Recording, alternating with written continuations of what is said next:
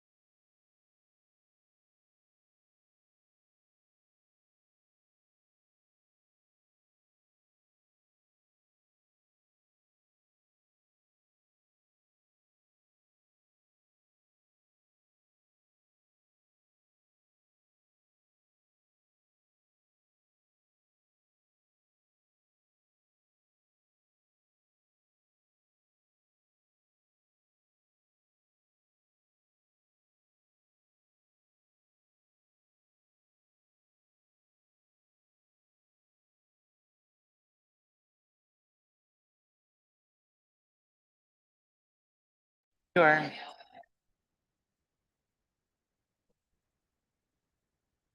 All right, good morning, everybody. Today is Thursday, August the 14th, 2025. It is 10 a.m., and this is the Josephine County Board of Commissioners convening for our weekly business session. We'll start this morning's meeting with an invocation by Mr. Buell and be followed by the Pledge of Allegiance. Mr. Buell. My name is Chaplain David Buell from Forward Operating Base, Southern Oregon. It's such an honor and a blessing to opening this meeting up in prayer every time. I got goosebumps. Let's open up to this word. So let's go to the Lord in prayer. Heavenly Father, I come to you right now. We all come to you right now. We ask your blessings upon this meeting once again to bless our great country and our great county, Lord. Please be upon our leaders and the people here in our midst. And I invite your Holy Spirit to reign and rule over this great county and in our midst. And Lord Jesus, just be upon the decisions and made here and just once again, just be upon this county and the leaders involved and the people. We praise your name. We give you all the glory and the honor because we can't do anything without you. And I thank you, Father, for the leaders of this great county. In your name we pray this. Amen. Amen. Thank you. Please join me for the Pledge of Allegiance. I pledge allegiance to the flag of the United States of America and to the republic for which it stands, one nation, under God, indivisible, with liberty and justice for all.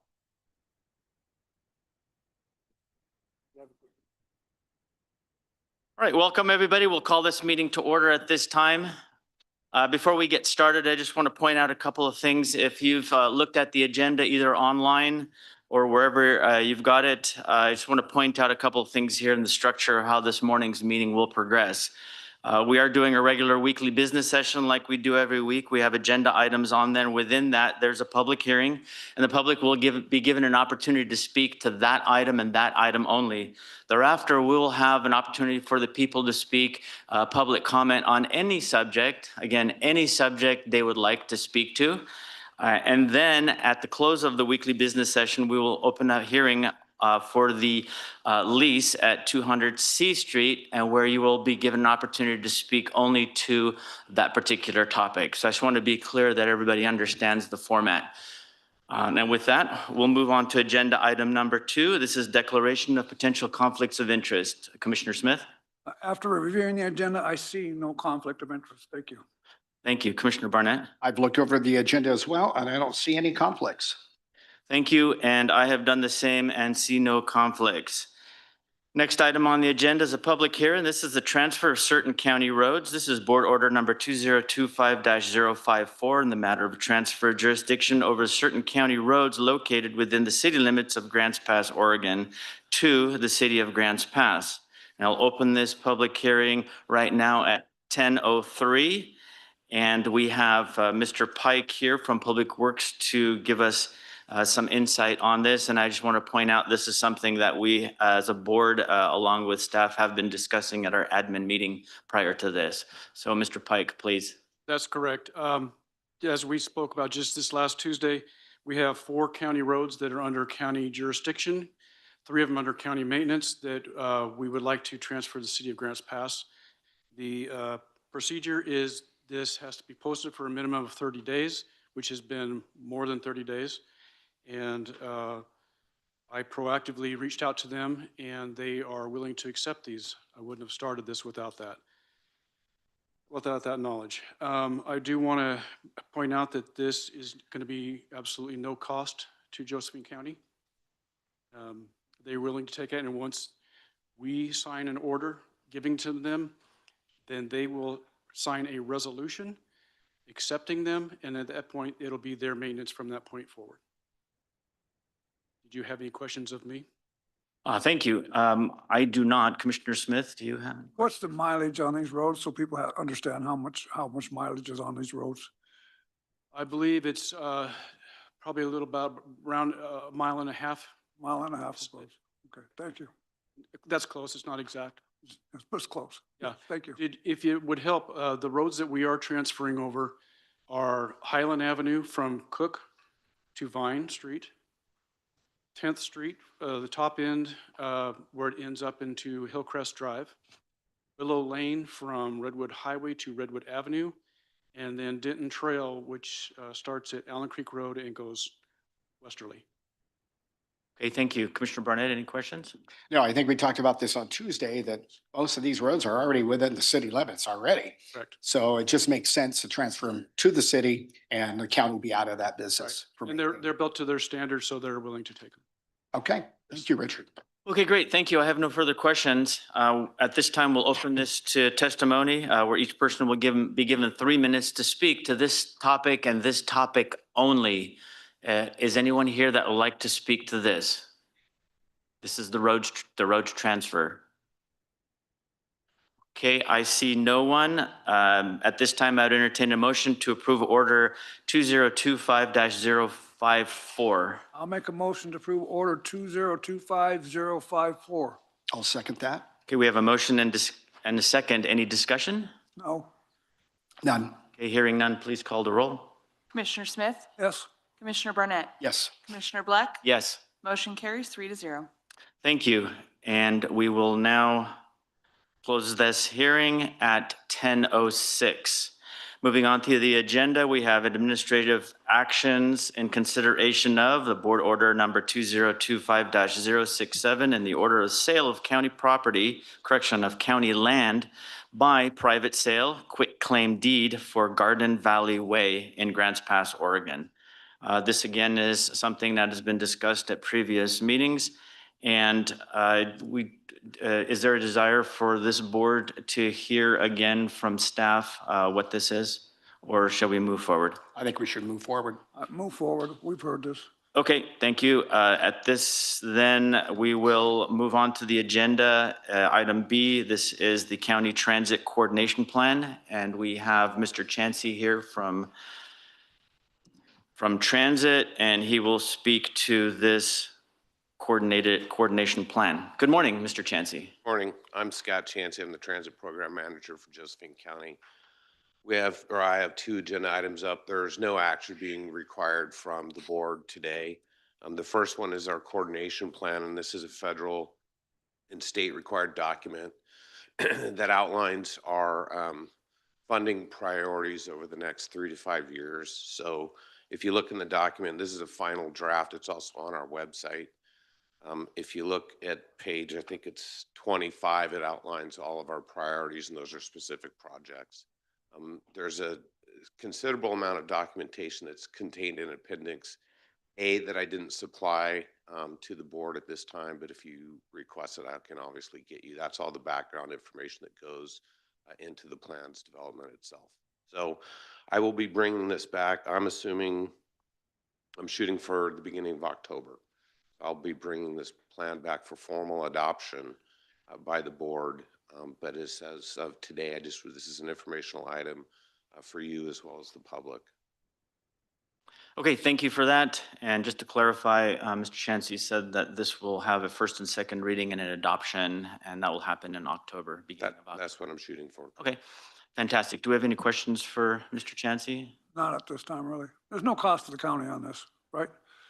No, there's no cost. The development of the plan actually came from funds that were dedicated for transit services and transit planning specifically. So there was no cost to the county in terms of general funds at all. Any questions for Mr. No, thank you, Mr. Chansey. I know you take your job very seriously, and thank you for all you do for our transit system. So thank you. I appreciate that. Thank you. Okay, thank you. And then the next agenda item is also yours, Mr. Chansey. This is the county transit service reductions, and this is advisory again. Correct. So this is an advisory to the board. We've made this public, so we're again going to this meeting as a public notice. We plan on reducing our services by 7.75 hours a day. Those are service reductions only. There's no accompanying reduction in staff hours. Basically what's going on is we don't have enough staff to cover the hours that we're proposing to operate right now. So we're going to propose a cut. One of the cuts is one of the commuter runs per day that goes to Cape Junction. The second cut is one run per day that goes to Medford. And then the third cut is some of our evening service that's on a fixed route between 6th and 7th Street out to Road Community College. So those hours will be reduced from, they currently operate till 9:30 p.m. and that'll be reduced to 7 p.m. But we do have a secondary service where people can call or book a ride on our online app for that service area as well. So there's no true reduction in service for that. We're doing this because our budget is balanced for this year but we don't know due to uncertainty in transit funding for 26, 27. So it just seemed prudent right now to not bring on new personnel, knowing that they're only going to be promised or assured employment for a year. So the option that we encountered is just go ahead and just cut our service by a little bit per day to make sure that we can cover it with the existing employee resources that we have. Perfect. Thank you. Any questions about the No reduction? questions. Commissioner Burnett? I just think a supply and demand, you got to cut where you need to be more efficient. And it's kind of a waste of money to have a route that only maybe one or two people ride on, and we have to fund that. So thank you for being a good steward of looking at our budget and our money. So thank you for that. And we made adjustments. So thank you. I get it. You're welcome. Okay, thank you, Mr. Chancy. All right, next up is requests and comments from citizens. And at this time, everybody here will be given 3 minutes to speak to any topic. And I stress that any topic you wish to talk about. It may include how nice the weather is, how good of a job we are doing or not doing. It may include the library if you choose to speak. You will be afforded an opportunity to discuss the lease, 200 C Street, and at the hearing that will be after this weekly business session. So I will remind everybody that we have some rules on the wall right here. I know everybody here is going to be civil and polite. And so with that, any topic of your desire. Who would like to speak first? Okay, let's start with the second row right here, sir.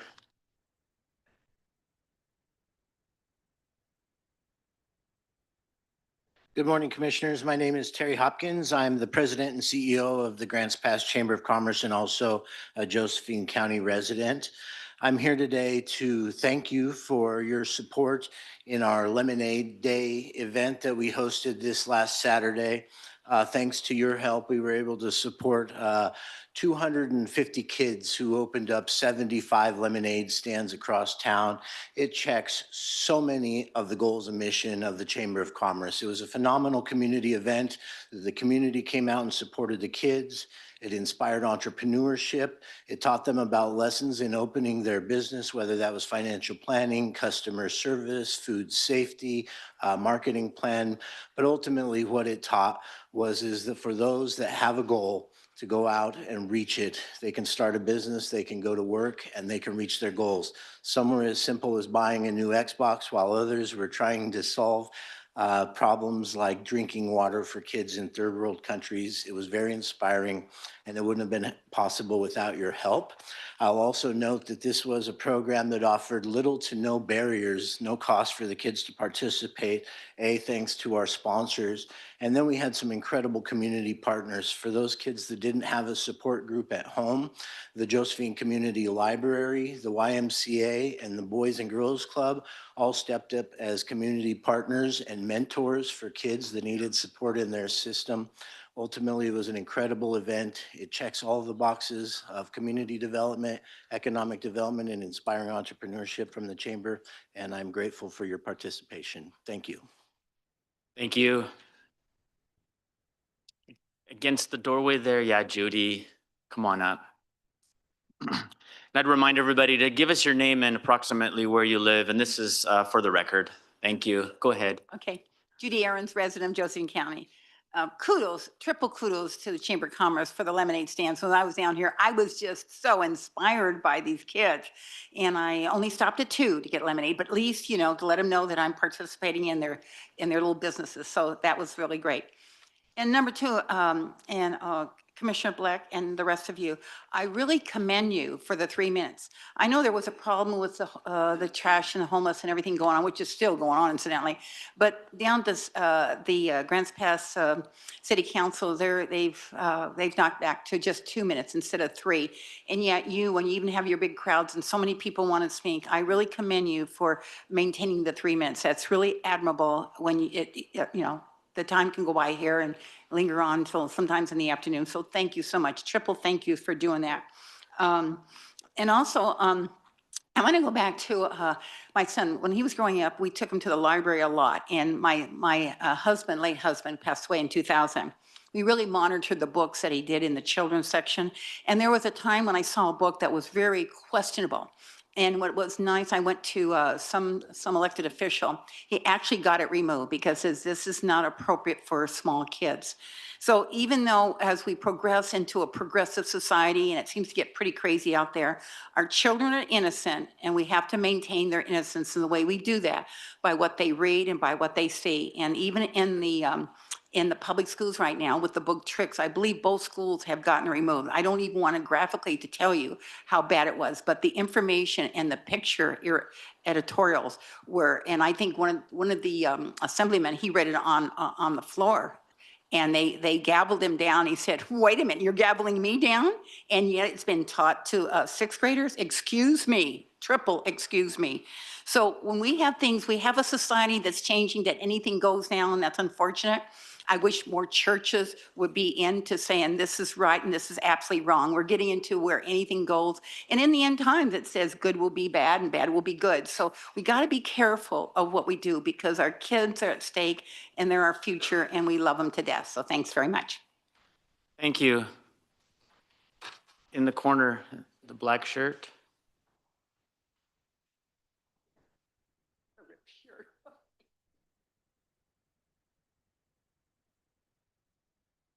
Morning, Commissioners. My name's Jim Goodwin. I've been a resident of Josephine County since 1977.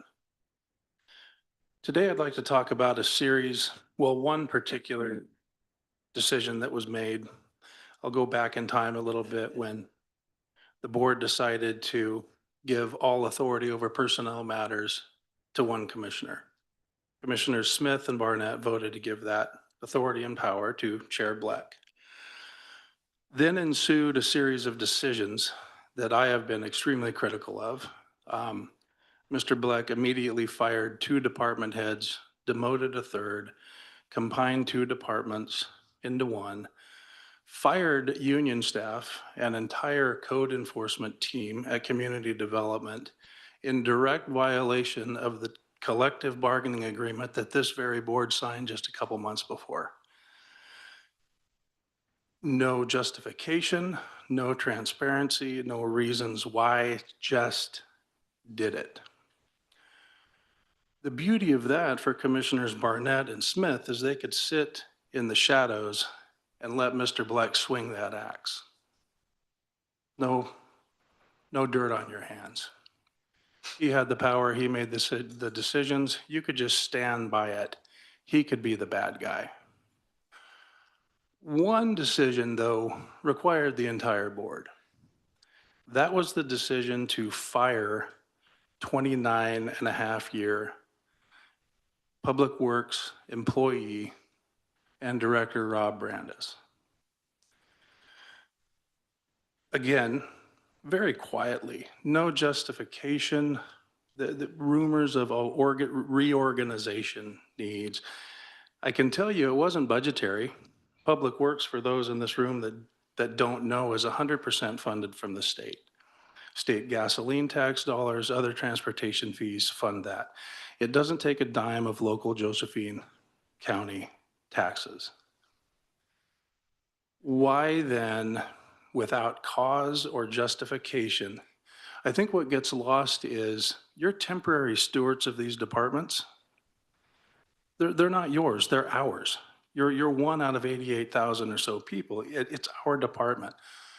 Long after you're removed from this job, those departments will still be there, the employees will still be there, and they will still trying to be doing the work that needs to be done for the citizens of Josephine County. I don't expect an explanation for it because we'd never get one. But exposing these kinds of policy decisions needs to be done. Thank you. Thank you, sir. Let's, no applause, no applause. Please respect the sign right here. If we get an outburst like this again, the meeting will be over. Thank you very much. All right, against the back wall over there. Yes, with the hand up.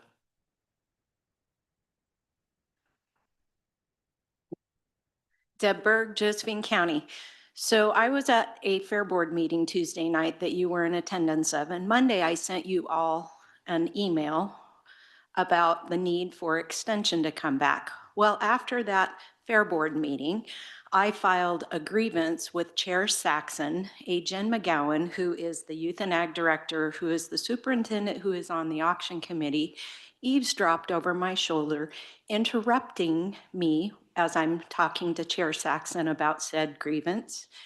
And by the time I left, within 30 minutes of leaving, I received a phone call from a Ross Kudlak, and he left a voice message. He's in her club, and he harassed me over the grievance I'd filed, therefore negating my due process.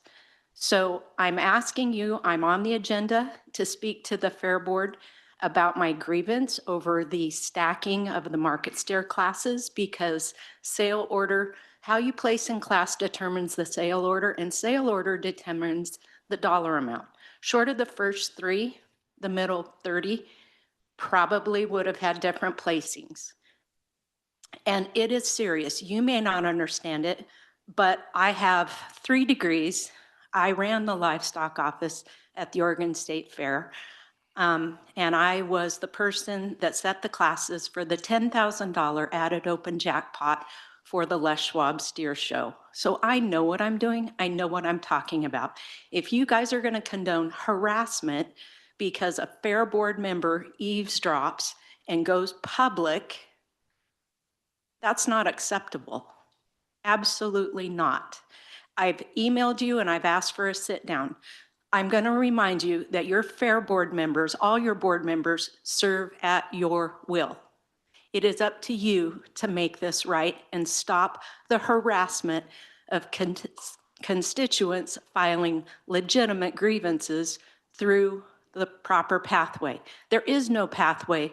You guys have zero control over youth and ag. You need extension back, because at least with extension, Barnett is the liaison and has a seat at the table and his hand on the tiller. Thank you. Thank you.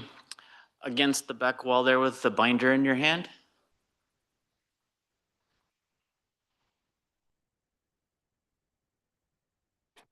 Victor Zeitz of Grants Pass. I continue to come here and exercise my First Amendment right to petition this governmental body for a redress of grievances, to wit, the exclusive promotion and enforcing of the Christian faith in the form of an invocation while in performance of your official duties as elected Josephine County officials. Your actions are discriminatory as they exclude other religions or spiritual beliefs and practices. They are exclusive to only the Christian faith, your faith. Why won't you seek out and invite other faiths to provide an invocation? What about words from an Islamic imam or caliph, or maybe a Jewish rabbi or Celtic society druid to share their beliefs? I know of no invitation for someone from the RTC to share their teachings from Ron L. Hubbard and Scientology. What about a Mormon or a Jehovah's Witness? Let us not forget the beliefs of the 9 federally recognized Oregon Native American tribes. No reach out to them to share their beliefs. Of course, I wouldn't expect anything less from a good Christian. Believe as we do or suffer the consequences. As example, in Arizona, the East Fork Christian School, 9 Apache students were expelled for practicing a form of the ritual sun dance to honor the sun spirit. They were accused of practicing witchcraft. The ignorance and cruelty of those who espouse to be good Christians never ceases to amaze and disgust me, as do the actions of this board, not only in this aspect, but in the way you invite us to come here, engage and give input, but you only want positive input or comments.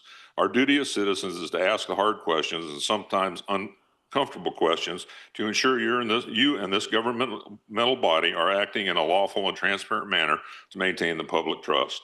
When asked a simple, direct question, will the loan from the general fund to the runway extension project result in loss of income to the general fund? A simple yes or no question. There was no answer. Rather than answer, you replied condescendingly and disparagingly to the speaker, attacking and demeaning his character and motivation. That's a funny way to demonstrate inclusiveness and transparency. On Tuesday, Second Chair Commissioner attempted to skirt the open and fair negotiations and opportunity for all interested parties concerning the disposition of 210 Tacoma Street. In my opinion, demonstrated a distinct conflict of interest by inviting Civil Air Patrol staff leader to attend the negotiation, a sale and open session with no comps in place to determine value. The obvious conflict of interest, I feel, arises from the fact that Chair number 2 is a decision maker for the county and Pacific Area Commander for the Civil Air Patrol. So it looks like he wants to get a sweetheart deal, lowball, for himself and his organization. Given this, he should recuse himself from any further involvement in the disposition of 210 Tacoma Street.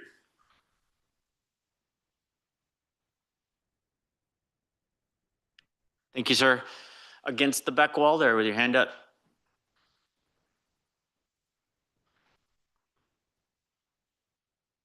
Good morning, Commissioners.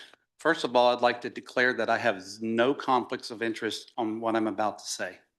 We need your name and where you live. Yes, my name is approximately. Mike I'm sorry. Pelfrey, and I'm a Josephine County resident.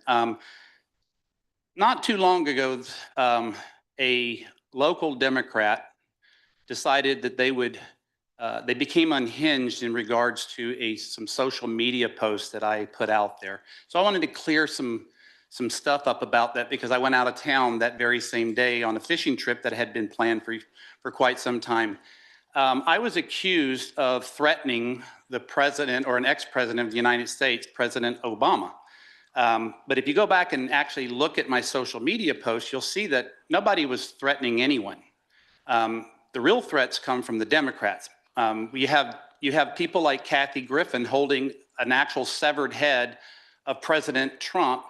You have politicians in DC and throughout the United States that call for the attack of ICE officers that are actually just doing their job, as well as the assassination of our current sitting president, Trump.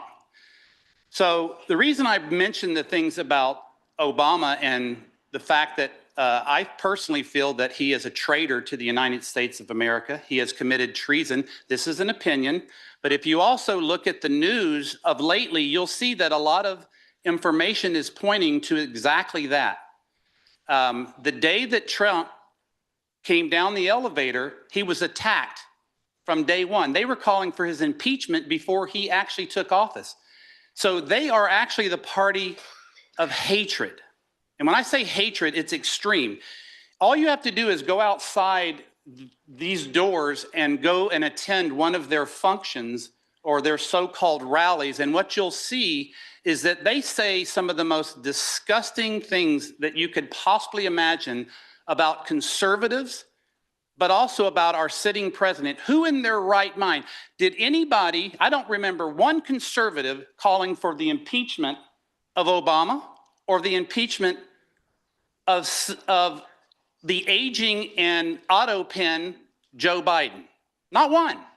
But yet, look at how they attack President Trump. They also attack me because I mentioned that Obama should possibly go back. You know, I'm thinking that he's probably going to flee the country if he does get hit with charges for treason. And I mentioned the fact that he will go back to Kenya where he has belonged, and perhaps the tribes there will allow him to come back in and be a part of their tribes.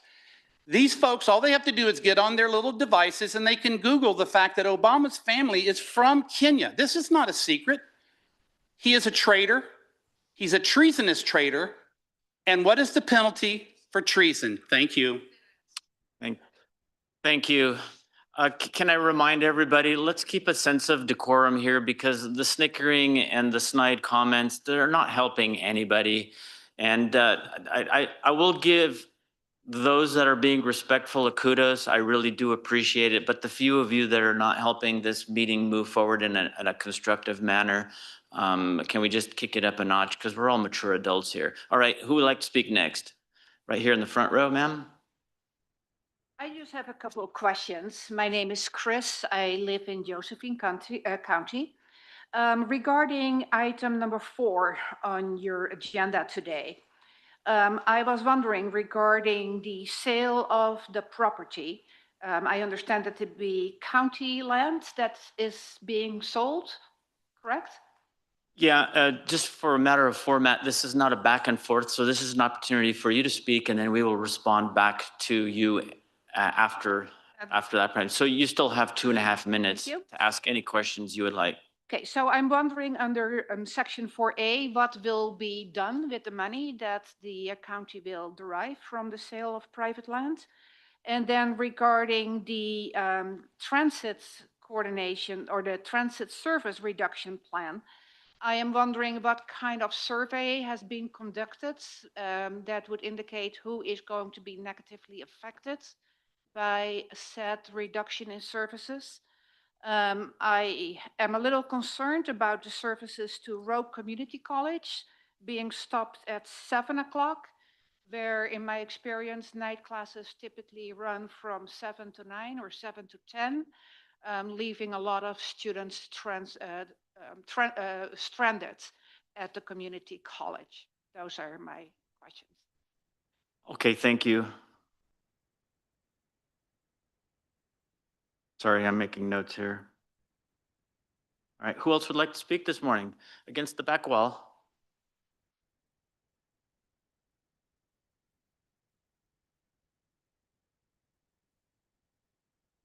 Hi, my name is Mary Wells. I have lived in Grants Pass for about 14 years. And since I've lived there, I've been a frequent patron, volunteer, and supporter of our library. And today I came to talk about what the library has to offer. I'm sorry I showed up late. I ran here from work, and to anyone in the back whose feet I stepped on, I'm very, very sorry. So there's a lot of statements about the library that I've seen recently. I've paid very close attention to this issue. One note I've seen a lot is that the digital age has rendered libraries obsolete, that because we do have increased access to books and the ability to purchase books via digital devices without having to collect a physical book, libraries are then obsolete. I'd like to counter that by saying the library does offer free digital services to check out ebooks and audiobooks, to download them onto your phone, rather than paying for a subscription service or buying each book individually. In addition to this, the library provides free Wi-Fi from I think 8 a.m. to 5 p.m. that can be accessed, which is truly a gift in a community that can be exceptionally rural towards the edges of town.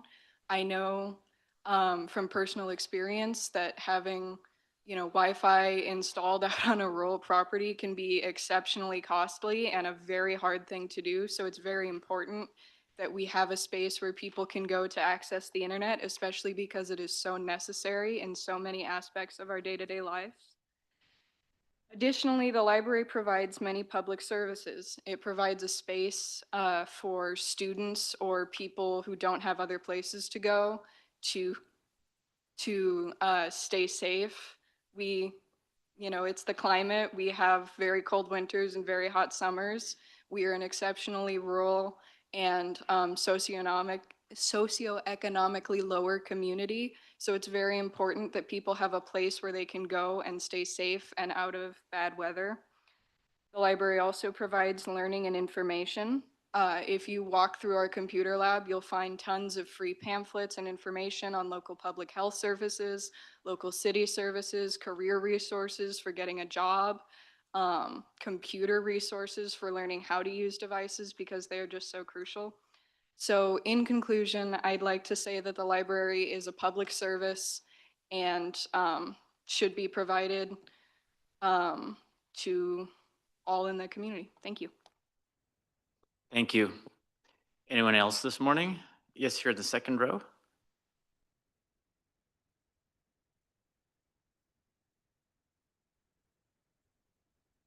You can go ahead and pull it down. Thank you. Hey, all right, Alex Hyde, Grants Pass. I also hurried here from work. And your name and where you live approximately? Alex Hyde, Grants Pass. Okay, thank you. I work for a local nonprofit that supports people who have intellectual developmental disabilities, or IDD. These people often have fixed incomes with a cap on how much they're allowed to make without losing their benefits, which is one reason why this community in general is at a higher risk of being unhoused, though I suppose that's a matter for our city council. Suffice to say that having such a limited budget is an obstacle that can prevent people with IDD from being full and equal participants in a broader community. Having a free resource such as a library, a nonprofit public service like the fire department, is critical for people with IDD to be part of local events, access information, and meet people who aren't paid support staff. As an example, 2 people that we support in Southern Oregon have been using the library's computers to research their genealogies. One has been able to trace their family back to the late 1200s and has discovered ancestries that they were unfamiliar with. Up north, where the libraries are able to provide more services, as our library hopes to do, people we support enjoy learning about their interests and attending community classes such as American Sign Language and painting. Without a library, people with IDD would be more isolated from a community that struggles with proper accessibility and less empowered to learn, which they absolutely can do. I would argue that just as the city's closing of the J Street campsite without providing adequate alternative site brought the city into issues with the ADA, the county allowing the library to shut down would be a discriminatory act against people with disabilities. I urge you to give the library your full support so that it can flourish and continue to be an accessible space for people with disabilities. Thank you. Anyone else? Second row here.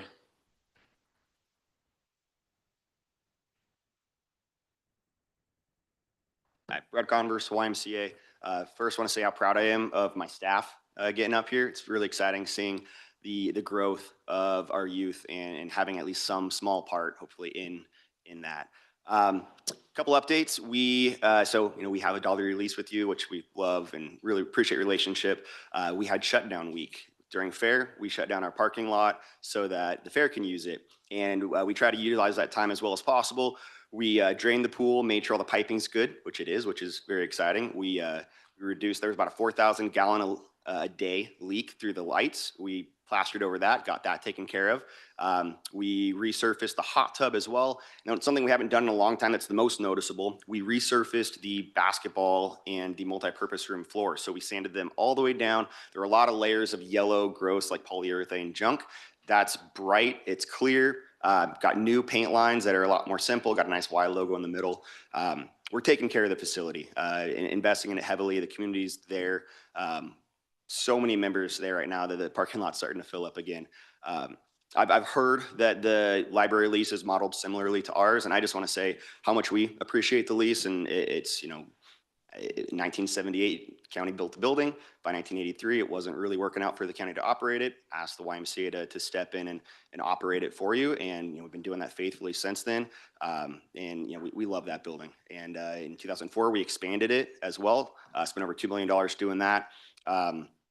We take care of her. And so if this lease, which I've read it a little bit, sounds like it's pretty close to ours, it's great for us. And so if, any discussion around that, we're happy working with you in that manner. So I am a longtime member of the community. So I taught robotics classes at the library. I take my family to the library often, get our books there.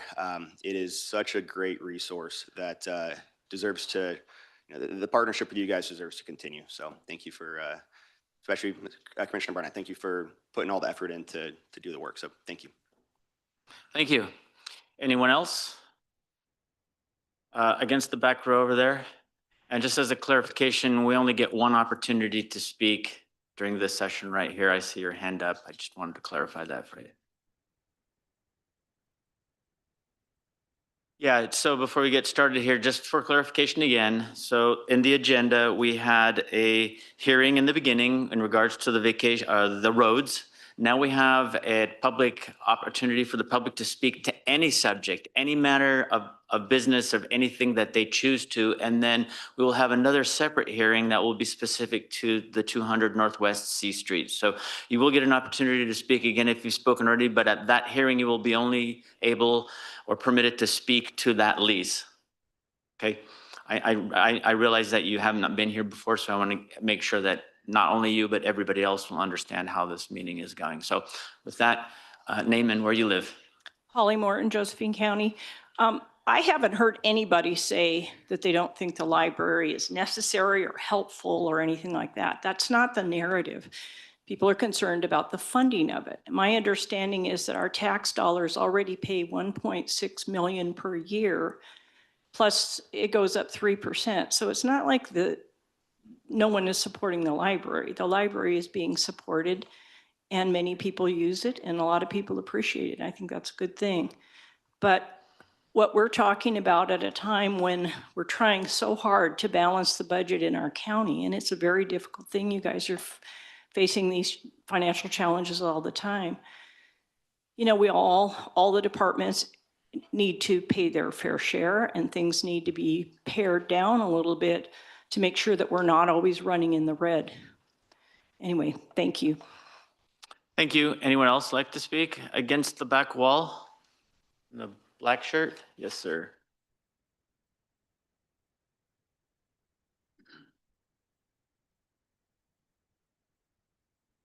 Morning, Commissioners. Mark Jones. I'm here today representing myself, a property owning, tax paying private citizen.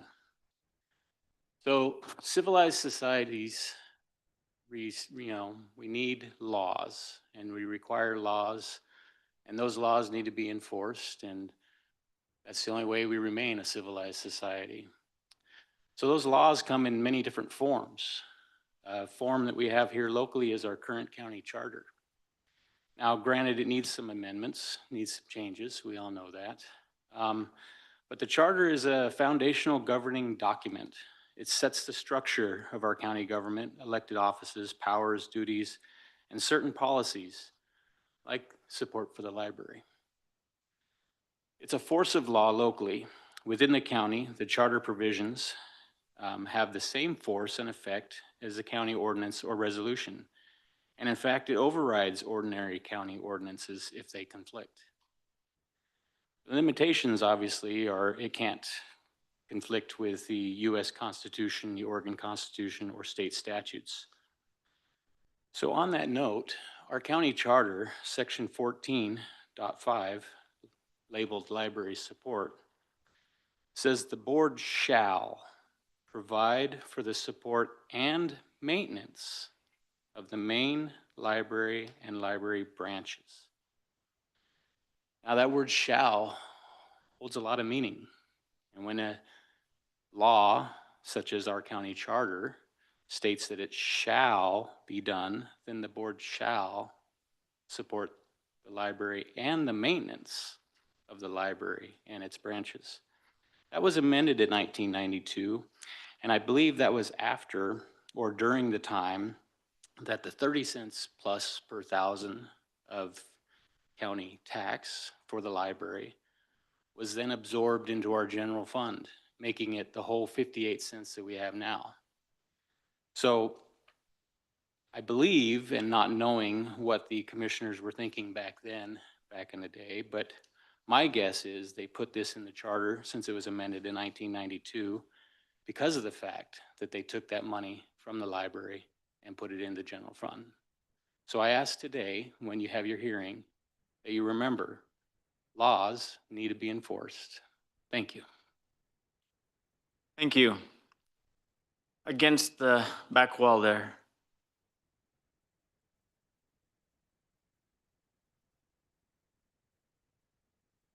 John West, Josephine County. I have the charter right here. Let's open it. Since we got so many people that's so smart, let's go. This charter was created in 1981. Josephine County. We had a Josephine County library. We have a community library. It is not a Josephine County library. This charter does not represent the library at hand. You will find out through the courts, this only represents a county library. The county taxpayers voted to get rid of the county library. And in place, they decided that they wanted a community library.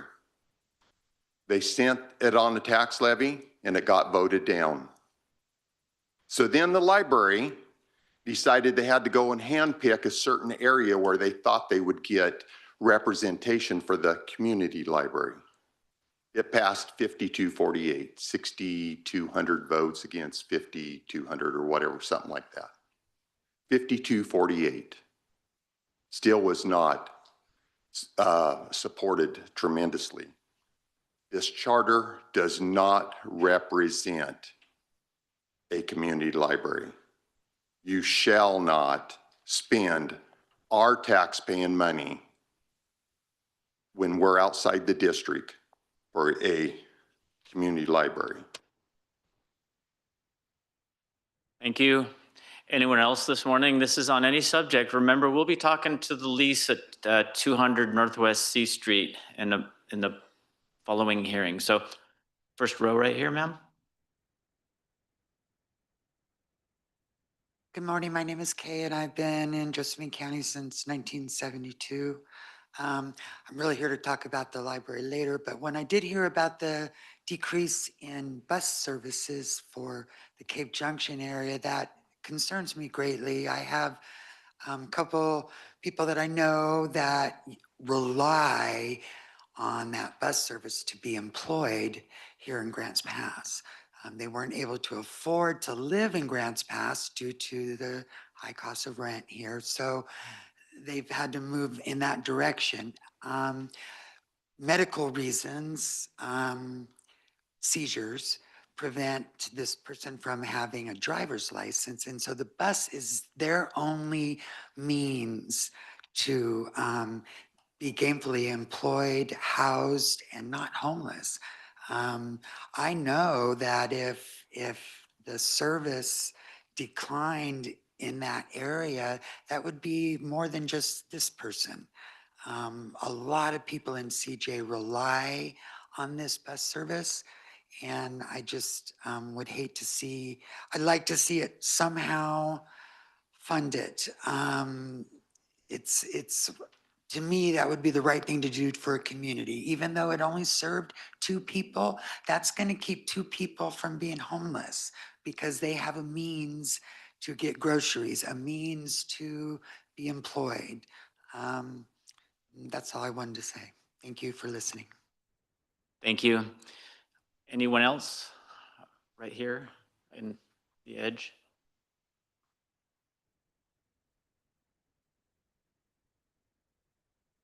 Morning, Kirby Erickson, and I've lived in Grants Pass since 1988. I was interested in the administrative workshop that you all had on August 5th and August 12th, and was able to live stream and watch it all, both sessions. And I was interested because of the topic, the OSU Extension Office topic that was at the bottom of both of those agendas. And on August 5th, Mr. Barnett was beginning to report on the progress of negotiations. He is the liaison with the extension. And Mr. Bleck mentioned that he wanted to make sure that the new agreement, intergovernmental agreement, had language to prevent what happened before.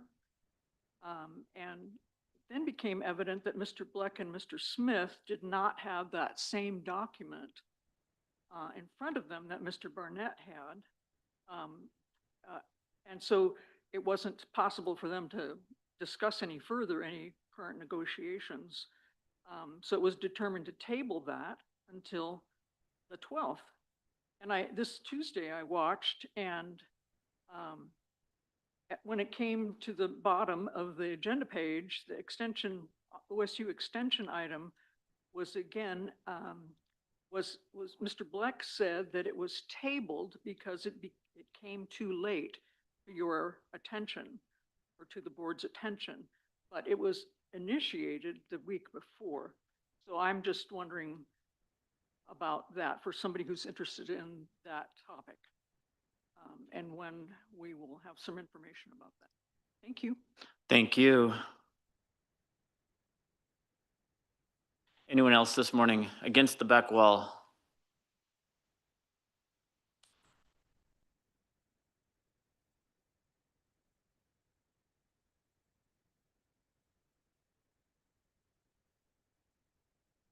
Morning, Commissioners. Bill Hunker, Merlin, Oregon.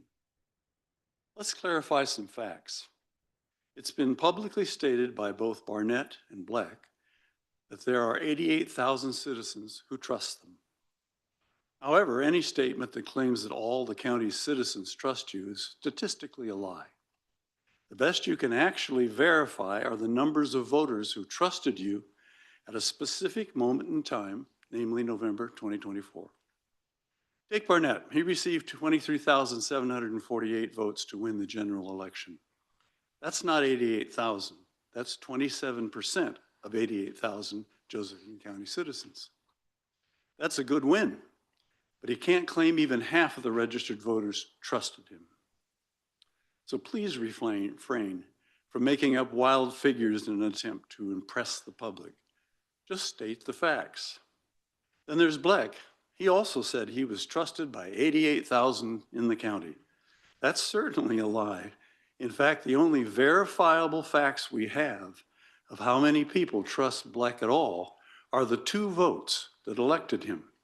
He was never publicly elected, so there are no verifiable statistics to support that he is trusted by any more than 2 people. Of course, Black and Barnett can always cling to the hope that people trust them, but hopium is not objectively quantifiable. So just start telling the truth. Another thing Barnett said last week, I'll be in the community. I ran on that. I promised the people I would keep them in touch with community events. Let's examine the holy grail of voter promises. That's the voters pamphlet. Despite post-election claims that he was chosen because he promised the public he would inform them about county activities, Chris Barnett's own voter pamphlet tells a vastly different story. His verbiage centered on patriotic branding, conservative identity markers, and a resume heavy with military credentials. But nowhere did he pledge to prioritize citizen transparency or communication. The phrase positive and transparent leadership appears once. If informing the public was truly a high priority election promise, that promise was conspicuously absent from the voters pamphlet. Just one more example of Barnett's cunning rewriting of history, one press release at a time. Thank you. Anyone else? Yes, here in the 3rd row.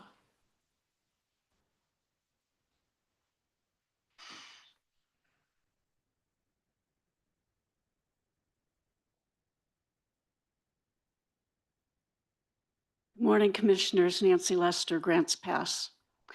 I've been here every week for the last several months. I share with you the many programs that are available at the library, from the Sprout a Reader program and the Canine Reading Buddies that reach our youngest patrons, to the team programs developed and managed by an incredible 17-year-old who also came to speak to you again this morning, Mary Wells.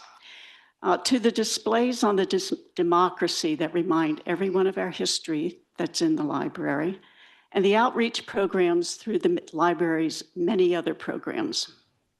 I've talked about the role the library plays in staving off summer slide through our wildly successful summer reading program, and an update on that. It just concluded. 883 people participated, 535,127 minutes. That's 8,919 hours that people read this summer that they wouldn't have without that summer reading program, or not as much. Almost 30% of the county residents are library card holders. 240,000 items checked out of the library every year. Over 350 programs reach our youth. Almost 17,000 community members were reached through events and partnerships. This happens in a community where 15% of the residents live below the poverty line, and the median income is only $59,000. Please support the library. Continue to support the library. Thank you for Chris for negotiating the lease. Let's get it signed as written. Thank you. Thank you. Anyone else this morning? Against the wall there?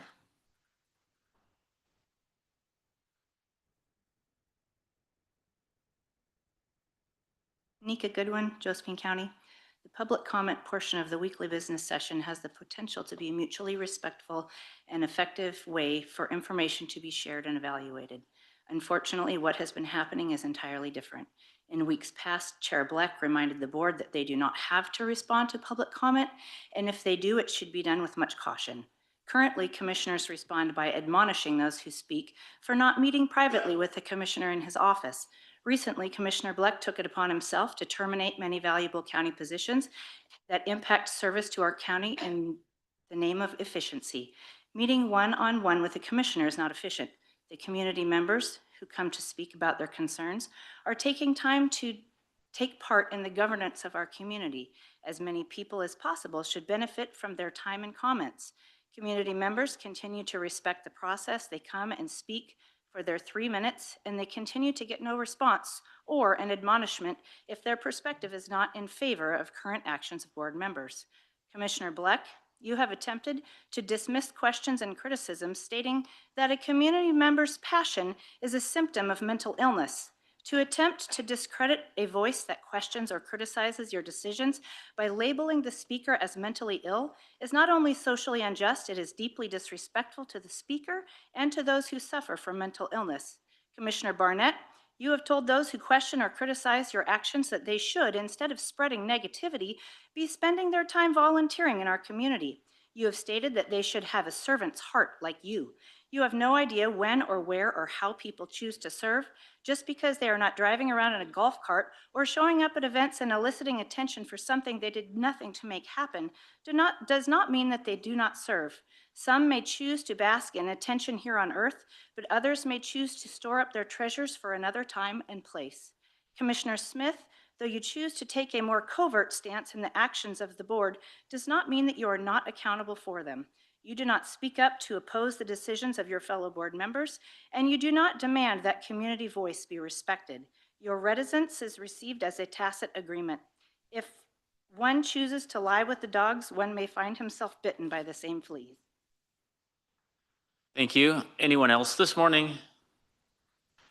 In the corner by the doorway.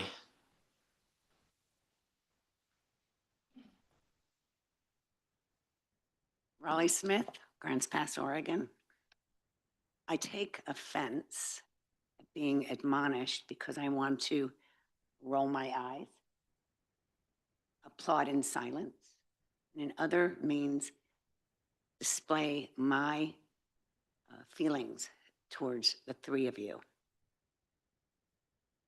And I want to remind you all that you're not going to silence me. In reference to the previous speaker, Chris Barnett, you did allude to people having a servant's heart. I have been volunteering in this county since 1989. Not just once a year, not just 5 minutes here and there, continually every freaking day. And when we say volunteer, it's my time, my gas, my passion. I have 2 minutes remaining. And I'm going to ask the people in the audience, even if it's Mr. West or Mr. Pelfrey or the people in support of the library, to take my remaining time and in silence, figure out how we are going to have you three do your job. If I want to roll my eyes, if I want to say I want to vomit, toss up my toenails, or in any way dissent from your opinions, that is my right. So I'm going to turn my back to you, as you three have done to most of the public. And people can think in silence how we can contemplate making our community better. I have 1 minute and 14 seconds remaining, and I will do it in silence and turn my back.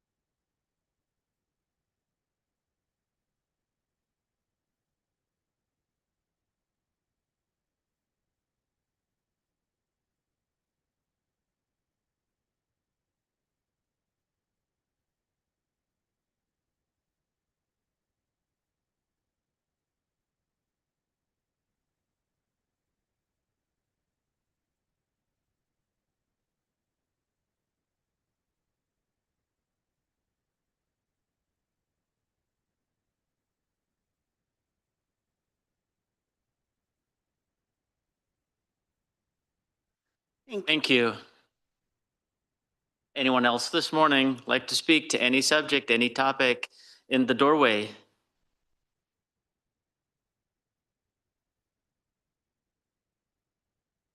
Hi, my name is Zelda Bullen, and I'm a local teacher. The last time I was here, I was trying to support 4-H. I'm a robotics teacher. I wanted to offer robotics to kids from elementary school through high school through 4-H, so any kid from any school could learn robotics. But I don't get to do that now. I just teach it at my school, and only the kids who go to my school get to learn robotics. I just got a $3,500 grant for high school level robotics that could be available to kids all through our county through 4-H, but instead is available, again, only to the kids in my school. My son and I have taught origami classes at multiple libraries, and all I'm here for is to try and support the kids of my community and bring interesting projects and ways of learning and passion to them. And instead, through the actions of the commissioners, I keep getting denied to bring that to the whole community. Instead, I just get to bring it to my school. And that's really wrong. And what you guys have done to the library is shameful. I'm very, very happy every time I drive around and I see the I love my library signs everywhere. It's amazing the support this community has brought to the library. And I think the three of you need to figure out how to grow up and do what the community needs. And the kids in this community need better education. 30% of our kids are functionally illiterate. This is not a time to mess around with the library. Thank you. Anyone else like to speak to any subject, any topic of your choice? Yes, sir, right here in the third row. Hello, my name's Matt Spurlock. I've been a Josephine County resident since 2010. Wanted to make sure that everyone knew that we do have a sitting senator coming to Grants Pass. He's going to be at the RCC Gymnasium at the Grants Pass campus on Monday, August 18th at 10 a.m. Okay, thank you for that reminder. Anybody else? Against the back wall, sir?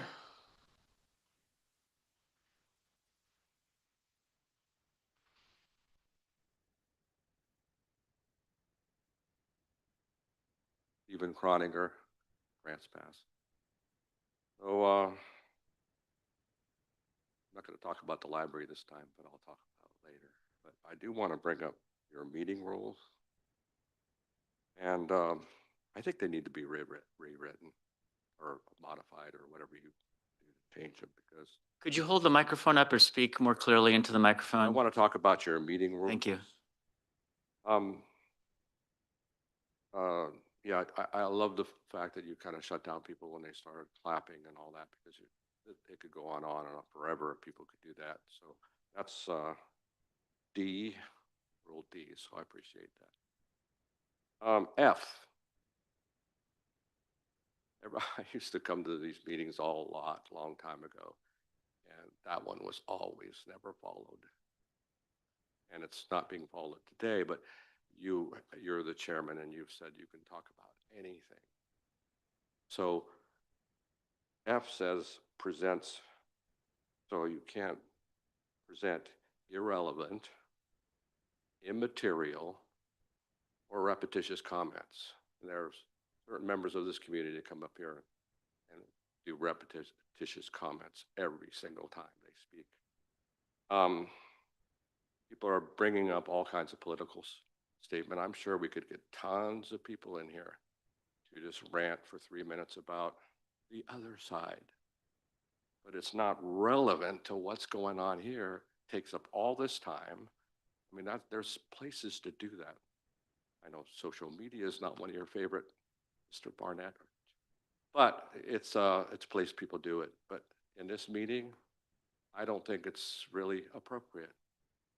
I think we should be talking about county business and the things that are on the agenda or things that are going on in the county, not in the world. I mean, believe it. I mean, people can come up here and talk about someone committing treason. The other side can come up and say, oh, somebody else is committing treason. It just, to me, it's bothersome. Because that's not, I think, what we're here for. We're here to talk about issues. But anyway, that's just my suggestion. And I'm just a citizen and get to decide. Okay, thank you.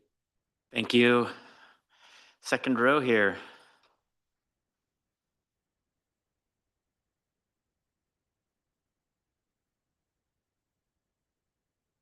I know I'm old, but I'm Judy Christensen. I live in Grants Pass, and my family's been in Josephine County since 1853. One of the discussions we've had here is on the charter amendment. I have done volunteering, and I was on the library board of trustees in the 80s and the 90s when we were closing. That amendment to the charter was not given to us by the sitting commissioners at the time. A group of concerned citizens got it on the ballot and it was voted in. And it was voted in with the idea that they couldn't close the library because that's what had been going on, or discussion of it. The other thing I worked on very hard as a volunteer was the elephant in the room, which is the bulk of the county's budget, not budget, but money that they get from taxpayers, the 1.3 million that we voted in as a tax base for the library at the time. It was voted in, and then it was a 3-year levy. Then it became permanent, and then those sitting commissioners took the money and put it in the general fund. But it was voted on by the people of Josephine County to support the library. And that's where part of your tax money comes from. Thank you. Thank you. Anyone else? I know there's somebody who's going to raise their hand. Nope. Okay, I'll bring it back to the board. This is an opportunity where the commissioners may respond, and in part two response to a question or concern that was raised earlier, commissioners can do whatever they want.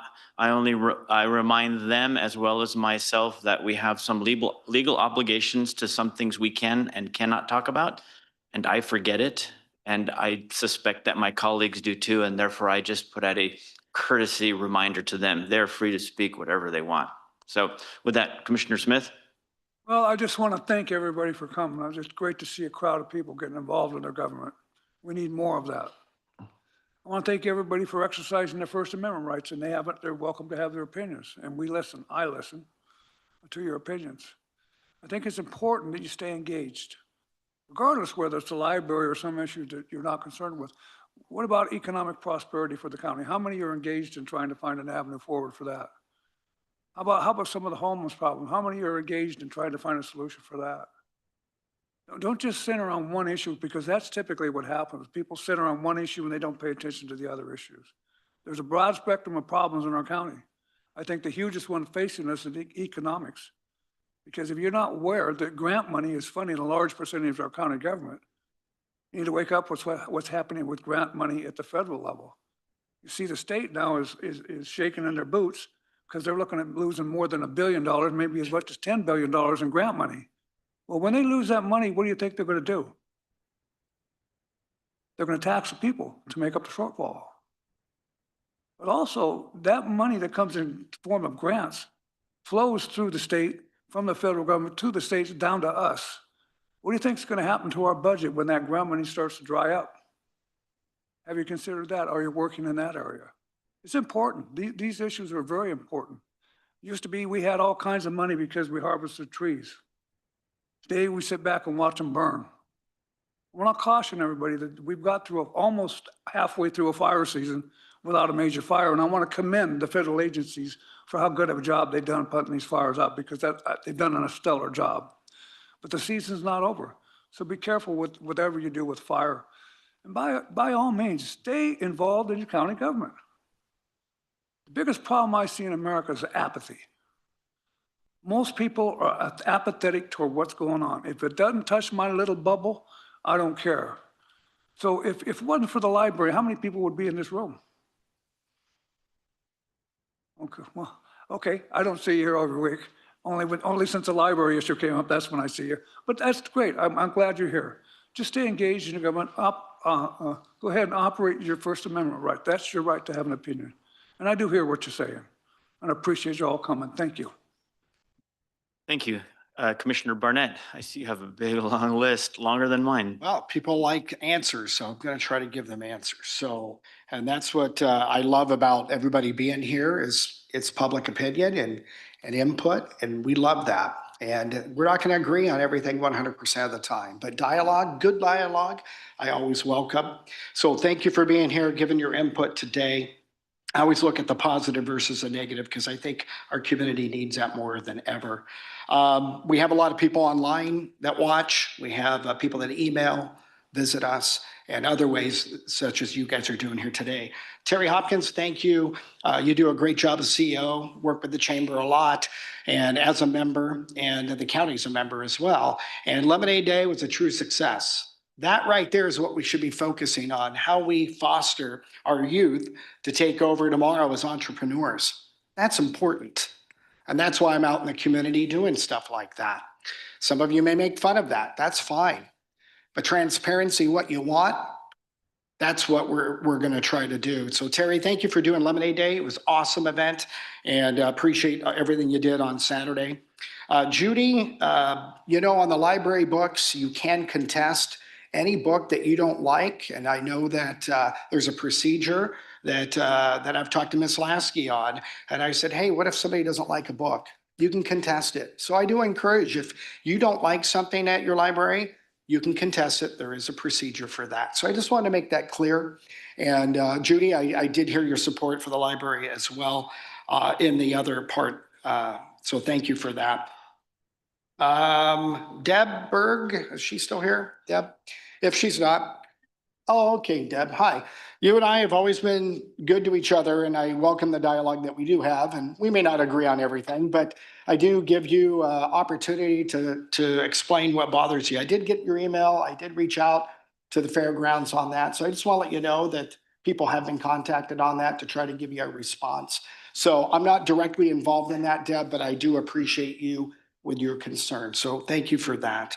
And the extension, we're moving forward on that. There's no delay on that. So just wanted to make that clear. Victor, if there was a conflict, of course, we recuse ourselves from anything like that. That's what we're supposed to do. Chris, county property. Mr. Chancellor, it's about the transit. So I know that Chris, if you're still here in the room, Mr. Scott Chansey would be the best person to talk to on that about the transit system. Brad at the YMCA. Hey, I love the improvements, Brad. If you're still here, maybe you had to step out. I visited the YMCA. They're a tenant of ours. Do an outstanding job. That's what I want to see when somebody also pays $1 a year lease. And they're doing outstanding stuff with that building. The pool, transparency. Yeah, I do a little bit of videos on social media so you know what's going on. And people said I hadn't been there in years. And they ended up going. Same with the pool, the Caveman Pool. The YMCA has taken over that program as well. So I'm very proud what the YMCA has been doing. Brad, thank you for leading that. I love the improvements. Holly, just to let you know, we did do a balanced budget this last budget cycle. We did it in the green. Everybody got funded. We did 5% cuts on just a few departments and balancing everything the best of our ability and funding the sheriff's office, giving him what he wanted and more. So now it's up to the sheriff to deliver that to you, but we did give the budget and we balanced it in the green. So I just want to let you know we're on the positive, not the negative on our budget. And thank you for your concern. We are trying to be the best stewards of your money out there. Mark Jones, just want to let you know it is not a county library anymore. It is a community library. I have researched this so much and legal and everything like that. If it was in the charter, we wouldn't be here today talking. It is a private entity. So the library is part of the community. I acknowledge that, but this stuff about the charter, I have to disagree with you on that. And Mr. John West, I do agree with you on what you said. I can't find anything that it says in the charter that says a county library. It says a community. So it's a separate entity. I just want to let you guys know that. And it doesn't matter in the big picture of things what we're doing, but there is a separation. And I've gone to great lengths, and I'll have that debate. Show me where it says Josephine County Library. It doesn't anymore. It used to. And when it did, the charter applied to that. So I just wanted to get to you back on that. Mr. West was right on that. Kay, bus service. Where's Kay at? Kay, thank you. Mr. Scott Chansey is your person to go to on the transit. He does a great job. Money versus customers. You get away if you don't have the money. That money comes from the state to run his program. He does a fine job. If you have a concern about some people, it is a fee-based service. So you do pay. He has an app. I've ridden the bus. I've been on the routes. So there is an app for that, and you can have a pickup, but you're going to have to pay for it. But it is available out there. But Mr. Chansey would be the best person to talk to on that, Kay. So thank you. I don't want you to lose your bus service as well. Kirby, where's Kirby? Is Kirby here? Hi, Kirby. I want to make sure I got it right. Yeah, the IGA, the intergovernmental agreement that we're working out with it was a clerical error. Just want to let everybody know on that. I had the same things that other commissioners did. I had to go back to the draft and I saw it in our packet and it wasn't the right packet. It was signed by the previous commissioners. It was an old IGA that was in there. So I just wanted to clarify, there was no delay or pause. It was a clerical error and we couldn't vote on something that all of us didn't see that was correct, even though I had a previous draft and I knew what that was. So I just want to let you know that's just still moving forward with the IGA. There was a couple items that OSU did fix on there. So that will be coming back to the board. So I just want to let you know on that. And the reason why I wasn't on there, because of 48-hour rule. So we missed that 48 hours, so it didn't get on the agenda. So I wanted to let you know on that. Mr. Hunker, I don't know you at all. I'd like to get to know you. You've ran many times for various positions. I know that you've ran, but I don't know you, Mr. Hunker, and I would welcome a dialogue and conversation in my office. People have grievances, but I've never got to know these people. Our system is what it is. We do represent 88,000 people. I didn't say, or I don't think anybody said that, hey, 88,000 people voted for us. That's not it. Our system is what it is. If people vote and you're registered, you get a voice. If you don't get a voice. And that's how our democracy works. I just want to let you know that, yes, I am in the community, Mr. Hunker. I don't see enough out there when I'm out there, but that's okay. We don't have the same schedules, but I welcome you anytime. if you see me out there, to come and approach me and talk. So Mr. Hunker, I'd love to get to know you. My voter's pamphlet, you're only limited so many things. I can't put everything in there.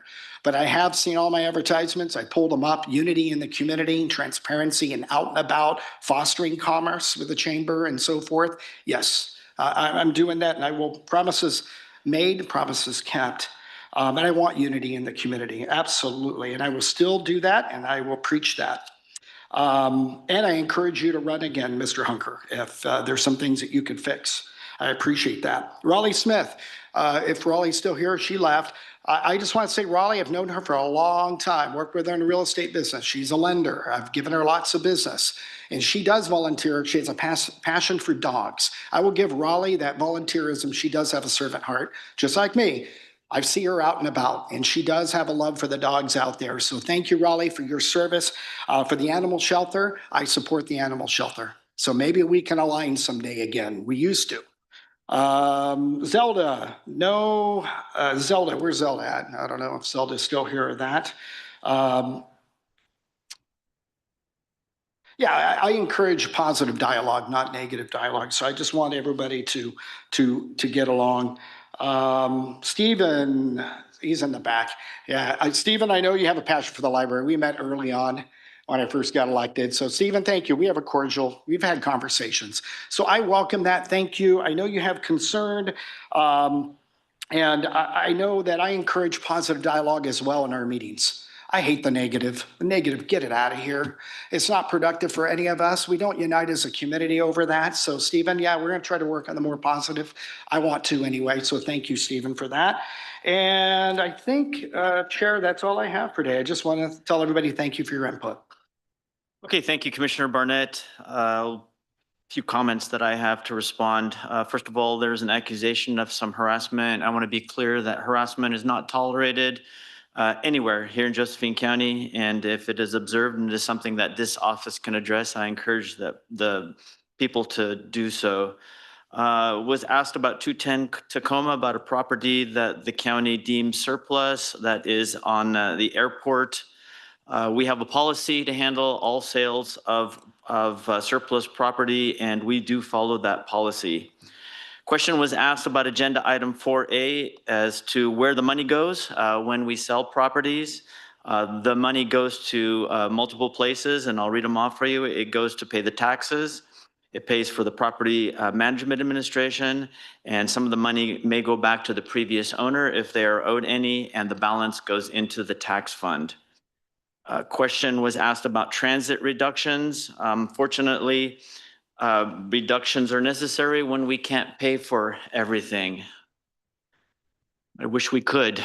There's lots of things that this county needs, but unfortunately, we just don't have the money to pay for them, or the money gets allocated to other things for a higher priority. The next item was addressed. Question was asked about admin meetings on August the 5th and the 12th, and I believe Commissioner Barnett addressed those. It was an error on getting the correct revision of those IGAs, and as Commissioner Barnett stated, we have an obligation by state statute to provide those documents that are going to be used in an admin meeting or a decision-making meeting 48 hours in advance, and unfortunately, OSU, thank you, did not get those to us in time, so therefore they couldn't be added to the agenda for discussion and decision. Next up, I don't know, Mr. Hunker, you said that I said that I was elected by 88,000 people. That's pretty disingenuous for you to say that. I never said that. Nobody in their right mind would say that. Okay. I said, and I will repeat it again, I work for all 88,000 people of this county. That's what I said. That's what I meant. I want to do a shout out to Raleigh Smith. I do not know you. I do not know her, but her reputation precedes her. She is known as a super volunteer in this community. And I just wanted to reach out and give her a kudos for all the work that she does. And again, I don't know this personally, but I know this from other people, from many people that have told me that. Questions about our meeting rules. No repetition at the meetings. Some people may think of it as repetition. I do not. I believe it is very important that everybody be heard. Even if it is very similar, the same as what the previous person said, I think every voice should be heard, and that's important. I see no need to change our meeting rules. There's no such thing as ranting. We all have a First Amendment privilege that is afforded us in the Constitution and the Bill of Rights. And it is important. However, it is also incumbent upon us to be courteous and respectful of everybody else. And so that is what's asked of us. And I know that everybody here wants to abide by that as well. And that's all that I have in response. With that, we'll come back to the agenda. And at this time, I would entertain a motion to approve Board Order number 2025-067. And this is in regards to the sale of property and the quitclaim deed. I'll make a motion as stated. Thank you. I'll second that motion. Any discussion? No? Okay, hearing none, please call the roll. Commissioner Smith, Yes. Commissioner Barnett, Yes. Commissioner Black. Yes. Motion carried 3-0. Thank you. Next item, agenda item number 7 is approval of the consent calendar. This is the minutes, which are viewable at the board's office. Includes a land use hearing August the 4th, administrative workshop August the 5th, weekly business session August the 7th, and the board journal for the whole month of July 2025. At this time, I would entertain a motion to approve the consent calendar. I'll make a motion to approve the consent calendar. I'll second that motion. Thank you. Any discussion? No? Nope. Please call the roll. Commissioner Smith, Yes. Commissioner Barnett, Yes. Commissioner Black. Yes. Motion carried 3-0. Thank you. Agenda item 8 is other matters. This is where commissioners may introduce matters for consideration by the entire board. Commissioner Smith? Just a caution again about fire season is not over. It's a shame. We used to call it summer. Now we call it fire season. Be careful out there if you're in the woods. And again, commend the federal agencies for a great job of putting these fires out this season. Thank you. Thank you. Commissioner Barnett? Just keep you updated on the double slide situation that we got involved in, the city and the county. It's not our property that we're talking about on double slide area, but I have been talking to a group that wants to clean it up ASAP. So hopefully we'll get a crew up there as long as it's safe up there and working with the sheriff's department. Just wanted to give you an update on that. That came out yesterday. I have somebody ready to go to clean it up. Thank you. And I have nothing under other. We'll move on to agenda item number 9. This is announcements. Commissioner may discuss or bring anything that would be of general interest to the community. Commissioner Smith. Nothing to say now. Thank you. Thank you. Commissioner Barnett. Yeah, I want to say we're looking for volunteers for our information booth at the courthouse. As soon as you come up the stairs, there used to be a window. There is a window there. And we used to have that staffed in the past. I reached out to the sheriff's department to have one of our sheriff volunteers man the information booth, kind of direct traffic when they come into the courthouse. And not only that, for security and safety for others. And he has a lean staff right now of volunteers. So we're asking anybody in the public who wants to work at the information booth. It's a nice little window. You get to meet people. 2 shifts, 8 to 12 and 12 to 4. You pick the days, but we have volunteer applications at the Board of County Commissioners office. They will be vetted through HR. But if you have a passion to serve and you have some time on your hands to volunteer, it's a great way to meet people, direct people within the courthouse. We get a lot of people. I do it daily and whenever I'm in the hallway, but it's a great thing to meet people. So if you're interested in that, please get an application. Salvation Army is doing Stuff the Bus community event again. This Saturday, it's going to be from 8 to noon at Walmart in Grants Pass. Working with the Salvation Army. I love what Yohani does over there. So I'll be out there. We're going to stuff the bus with school supplies. So if you have school supplies you'd like to buy or donate, there is a flyer out about that. That's 8 to noon. And that's all I have for announcements. Okay, thank you, Commissioner Barnett. I have no announcements. What we will do now is we will end the formal weekly business session at 11:28. And if it pleases the board, we have gone longer than we typically do for this type of a meeting. And I would like to do a 5-minute recess if possible. And because I have an understanding, or I believe that with the amount of people here that are attending, this meeting will go a little bit longer than my physiological ability will be able to handle. So if we could take a 5-minute break.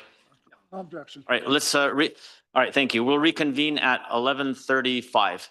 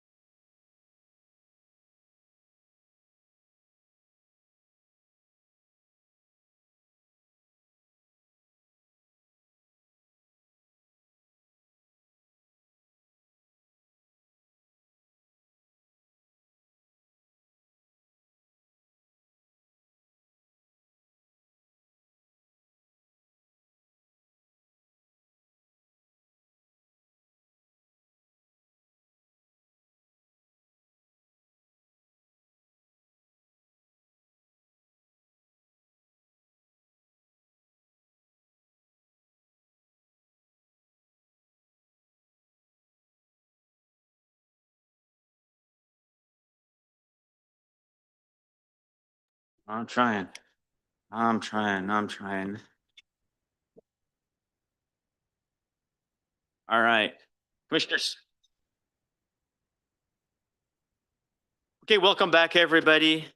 Thank you for your patience. That break was well needed. We will now start a public hearing at 11:37.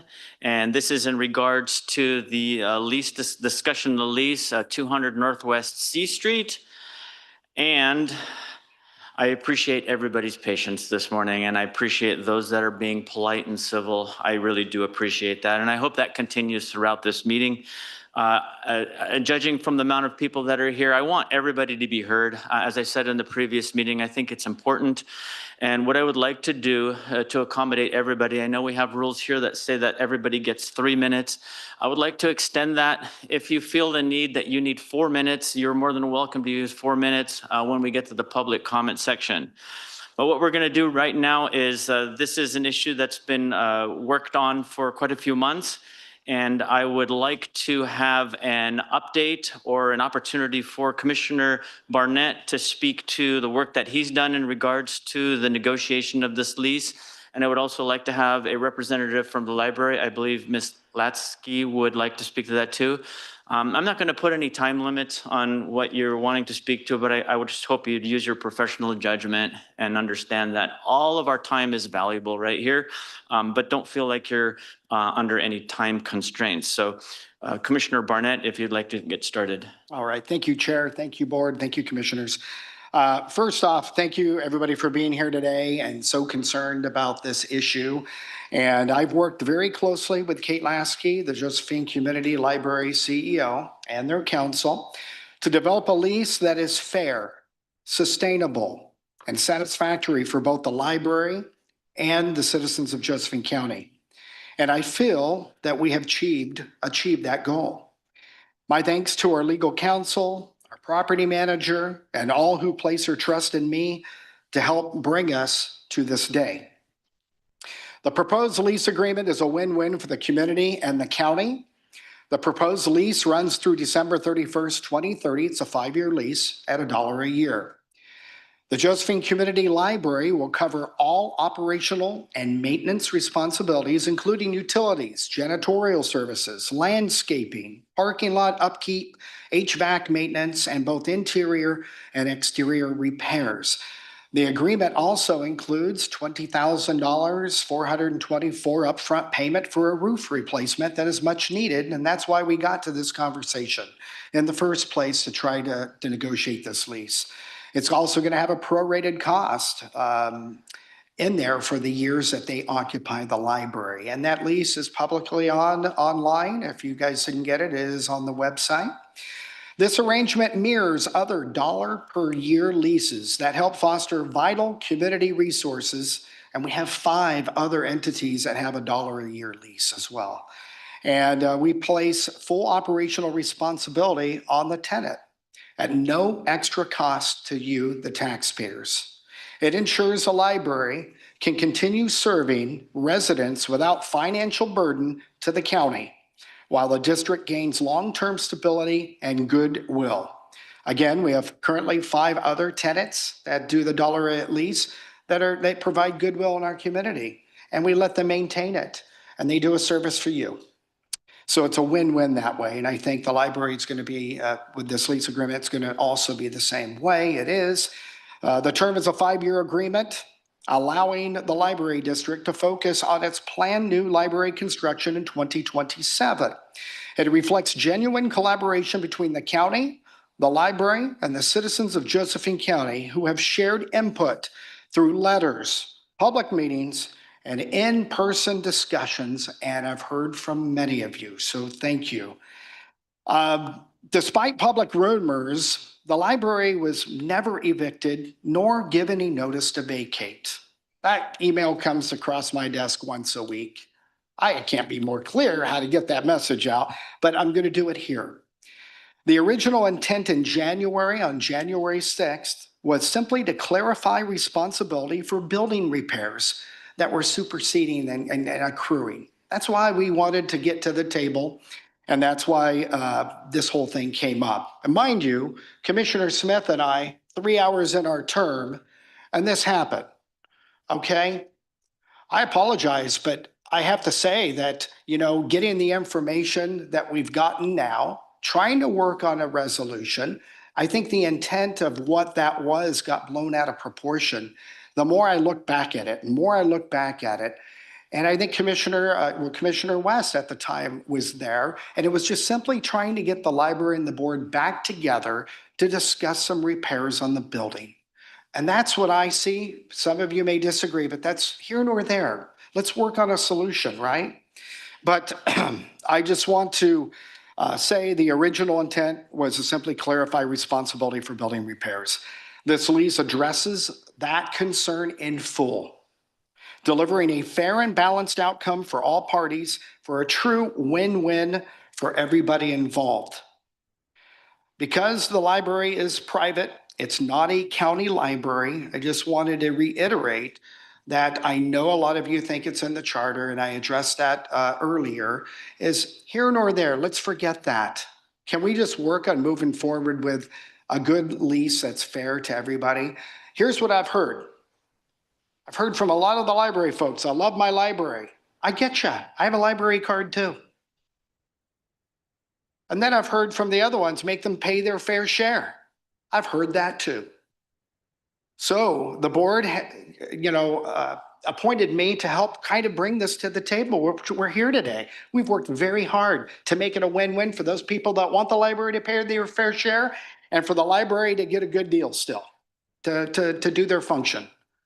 How do you make a win-win out of it? Our lease agreement that is proposed is a win-win, 100% responsibility on the library for using a free building that we provide, you, the taxpayers.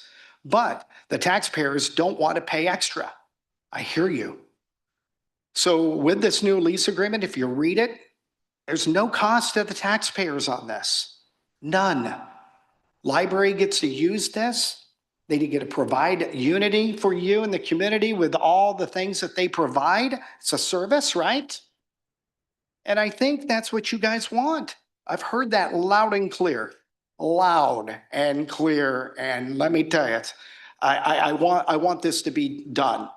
So I know that also those concerns of pay your fair share are addressed in this new lease. Please understand that. There is no cost to Josephine County taxpayers to fund the library any more than what they're already doing. So I hope that we can all come together, and our job as commissioners is to weigh things out, public opinion, input, and that's what you guys are doing here today. So I've listened, and I think we have a great lease to propose. Thank you, Commissioner Barnett, for your work on this proposal lease. At this time, we would give the library a representative to speak. And again, no time constraints, whatever you feel time you need. Absolutely. I figured that. Thank you, commissioners. I'm Mark Bartholomew, Medford, Oregon, and I'm the attorney for the library district. It is a district, so I want to stress that. It's not private, it is public, but it's a special district. So as you all know, since January 6th, the library and its supporters were on high alert and they felt that they're in peril of termination. Following that, they're at best in some kind of a flux position, a purgatory of sorts. But then several months ago, the board made the wise choice to appoint Commissioner Barnett as a negotiator. And from there, that gave me a little bit of optimism and hope that we could get this resolved. So Kate Lasky, Wally Hicks, Leah Harper, Commissioner Barnett, and I had, I think, at least 4 lengthy sit-down meetings to negotiate the revisions to the lease. We didn't always agree, but we did negotiate in good faith. One thing that was a constant was Commissioner Barnett saying that we're going to get to a win-win. And understandably, I was initially skeptical, but he was right. And I'm not skeptical anymore, because what you have before you is a win-win. Barnett's summary just now was spot on. This has been going on for a long time, and it's created vitriol on both sides. It's been a distraction. Time to move on. We ask that you approve this today. There is no reason that it cannot be done today. Thank you. All right. Thank you, commissioners. I'm Kate Lasky. I'm the library director for Josephine Community Library. And thank you, Commissioner Barnett, for the opportunity to speak. As we've stated over the past several months, representatives from both the library district and the county's appointed negotiator, Commissioner Barnett, have engaged in a series of negotiations around the lease for the Grants Pass branch. And those many hours of discussions have been grounded, I believe, in a shared commitment to serving the people of Josephine County. Today is the culmination of that work. The draft lease before you has been thoroughly vetted, as our attorney said, by the attorneys from both the county and the library district, and as well as the library district board. The draft lease reflects compromise, I believe, on both sides and underscores the library's ongoing commitment to maintaining the facility that serves the entire community. Under this agreement, the district is taking on new responsibilities, including landscaping, routine building maintenance, an amortized contribution towards the new roof, and commitments that we are willing to make in the interest of partnership and sustainability. There is no additional cost to the county. The county's role is to provide the building, and the library will take care of it. In exchange for those commitments, the lease maintains the county's $1 per year lease or $1 per year commitment to serve it for the next 5 years, with no option to terminate except for cause or by mutual consent. This represents the stability that our community needs. While this is a short-term lease, it will allow us to continue to operate in the current facility while we work to build a new library in the years ahead. It ensures normal operations for our patrons throughout that process. The Grants Pass branch is a hub for library services countywide, coordinating operations, technology, programs for the branches in Williams, Wolf Creek, and Illinois Valley, Cave Junction. Uncertainty at the main branch puts the stability of all 4 libraries at risk. So the stability in Grants Pass means that children can keep coming to story time, job seekers can rely on internet access, and the 27,000 cardholders and families can count on the library being there when they need it. And as many of you know, the library at 200 Northwest C Street has been a cornerstone of this community since 1959. And while we continue to work on a new facility, this allows us to maintain those essential services in the meantime. These discussions have been going on for a long time. The past 3 months devoted to active negotiations. And we've had agreement in principle for the last 2 months. And our community has been waiting for a total of 8 months to reach this point. We are finally here at the finish line, and there is no reason to delay any further. I've heard some talk that this might not be voted on today and that it can't be voted on today, and I want you to know that that is not the case. It's time to put this to rest so that both the county and the library district can move forward, like our attorney said, with other important business before us. I'm hopeful that we'll be able to celebrate the signing of this lease together as a shared commitment to the service to the public. Thank you again for the collaboration. Thank you, Commissioner Barnett, and I look forward to moving this forward today. Thank you. Thank you. All right, at this time, no. If we're gonna go down that road, I'll shut this meeting down right now, and I don't want to do that. Please don't force my hand. At this time, if you want to show your enthusiasm in a courteous and constructive way, I'm going to give everybody an opportunity to speak. As I said earlier, we will not abide by the 3 minutes. If you feel like you need 4, you're more than welcome to use all 4 minutes. So at this time, who would like to speak this morning in the back row? Please, everybody, let's keep a sense of decorum, not just for the audience, the speakers, and I'd also ask the same of the board up front here. So let's just keep it polite, civil. Thank you. Perfect. I think that's the least that we should do. Mike Pelfrey, again, Josephine County resident. I'm going to say that I have never not said that I didn't support our library. What I have seen is that not our library, but the library system in general has gone down a completely different path than what I remember when I was a kid. And I've only been to this library one time, and it was very concerning that when I did go into the library, I witnessed homeless people sleeping in the aisleways. And so we mentioned about the fact that we want to keep our library a good place and a safe environment for the children in our community that utilize the library. Well, I think that it would be important that the library staff at least monitor who's coming into that library, because I'm sorry to tell you, and if you don't know this by now, we have some very unseedy characters within our community. So I just would like to hope that the library will look after the young folks in our community. The other question that I have that pertains more to this lease is the fact that what I would like to know is what happens at the end of the 5 years. So right now, the discussion has been how much, or, the county needs to do this, the county needs to do that. Well, it sounds to me like the community library is on the hook for building supposedly a new library in our community. Does that mean that when that happens, the county is completely null and void from any more negotiations? It is a done deal. These are two separate entities. So I would like to know that that is addressed, because that sounds to me like it's going to be a ginormous expense that's going to take place, however, in the future.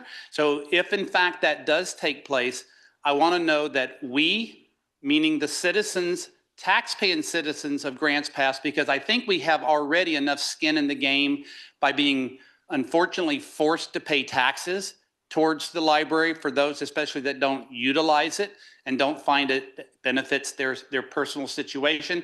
So I would like to know whether or not the county and the citizens are going to be on the hook any further once they do decide to break ground. That's all I have today. Thank you. Thank you. Anyone else? Right here in the third row.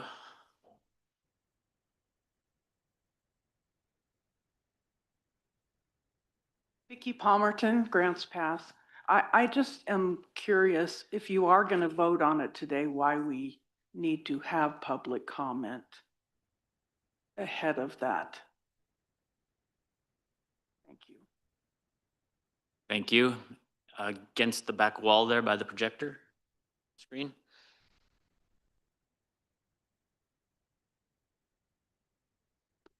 Commissioners, John West, Josephine County. I'm a little perplexed with this lease in hand. It's a 5-year lease with no out clause, except for insubordination.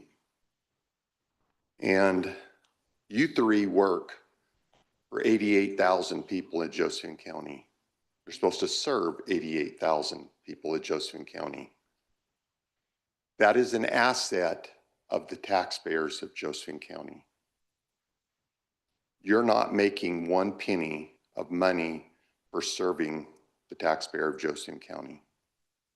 If we sell the Dimick campus and we have to relocate those entities of planning, building, public health, and facilities, the estimated cost is $236,000 a year if we was going to lease that building back per year. Where does that money come from? You're not getting money to restore money. You're not a normal lease dollar figure for that building. You're not even getting close. You're getting a speck. So who are you representing here? The building continues to be owned by the taxpayers. Once the repairs are done, $1 a year is nothing. I don't know where we come up with this dollar a year figure, but it is not in today's world. Does not make business sense. Nobody in their right mind would lease a building for $1 a year. Even if you're saying, well, you do the maintenance cost. Check the companies that lease buildings out. Nobody does that. Grants, yeah, grants are going away. They're going away, but we're not replacing anything. We have no way of creating revenue. We keep talking about, well, let's figure out a way to create revenue, but we're not taking our assets and making revenue with it. We're giving the revenue away. So where the taxpayers already pay 1.6 million a year for the library support, which is great. But then the taxpayers that aren't in the district are paying to support a library that they said no to. And you would be forcing them to do that. That is wrong. The additional costs to the taxpayers, there is additional costs. The additional cost is the revenue that is not being created from the asset that we all own. Thank you. Thank you. In the front row here.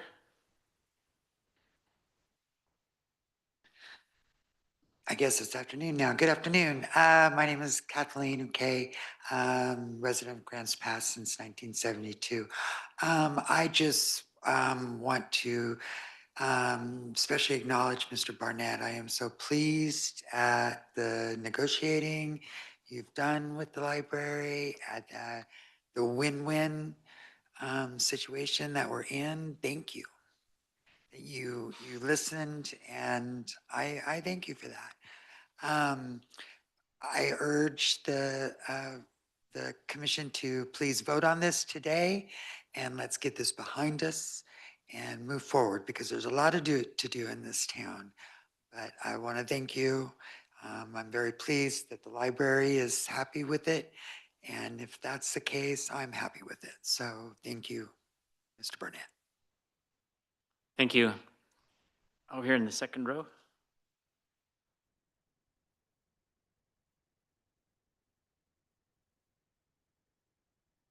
Hello again, Terry Hopkins, President and CEO of the Grants Pass Chamber of Commerce. As I begin my testimony again this afternoon, Mr. Smith, your comments rung true to me after addressing the public. The collaboration and the ability to look at multiple subjects and different issues at a time is vitally important. And I know you as commissioners show up to the Chamber's Business Retention and Expansion Committee, your liaisons for our Government Affairs Committee. And the issue at hand today with the library is exactly that. It is a community resource. But with that being said, and your acknowledgement of what Lemonade Day has meant for the youth, education, aspiring entrepreneurship, access to learning, I have the pleasure of doing that one day a year, and it takes a lot of work. The library does that all year, every year. So with that being said, on behalf of the Grants Pass and Josephine County Chamber of Commerce, I stand here to strongly support the proposed lease between the library and Josephine County, recognizing that the library is a vital community asset and long-term investment in our region's future. Our library not only provides access to books and information, but also serves as a hub for lifelong learning, workforce development, small business resources, and civic engagement. It is that big picture topic, Mr. Smith.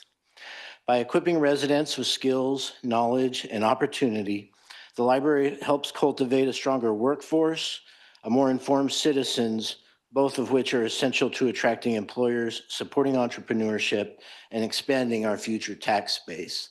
And I would like to speak to that, expanding our future tax base, because I do appreciate your fiscal conservative approach to running our county. You've said over and over again that rather than increasing taxes, we should be looking to increase our tax base. I think a short-sighted approach would be to look at a revenue we could enjoy from a single property whereas we would be completely overlooking the opportunity that the library is providing of information, education, and expanding that tax base by empowering today's youth to become tomorrow's entrepreneurs. This truly is an investment in our future and expanding that tax base and meets your goals of fiscal conservative approach. And I appreciate that. So thank you. Like Library Director Kate Lasky said, there's no reason that this should go beyond today. Thank you for your work in being the liaison, Mr. Barnett, to not only this negotiation, but to the chamber. I'm very pleased with the outcome and hope you'll vote in favor of supporting this lease today. Thank you. Thank you. In the second row by the aisle. Good afternoon, Donna Robinson, Josephine County resident. I'd like to take this opportunity to commend all the hard work you've done working on the lease for the library. I believe what this outcome is fair for all parties concerned. But I'd also like to state that had you taken the reasonable steps to merely invite the library to the negotiating table, rather than terminating their lease, or threat, even though you didn't follow through with the actual paperwork, that none of us would be here today. And I hope from this, you take the lesson that knee-jerk reactions are probably not the best way to govern. So hopefully moving forward, you'll spend some thoughtful time before you make those decisions. And in closing, I hope that you take the opportunity today to vote on the lease and put this behind us. Thank you. Thank you. The third row here, all the way in the north end.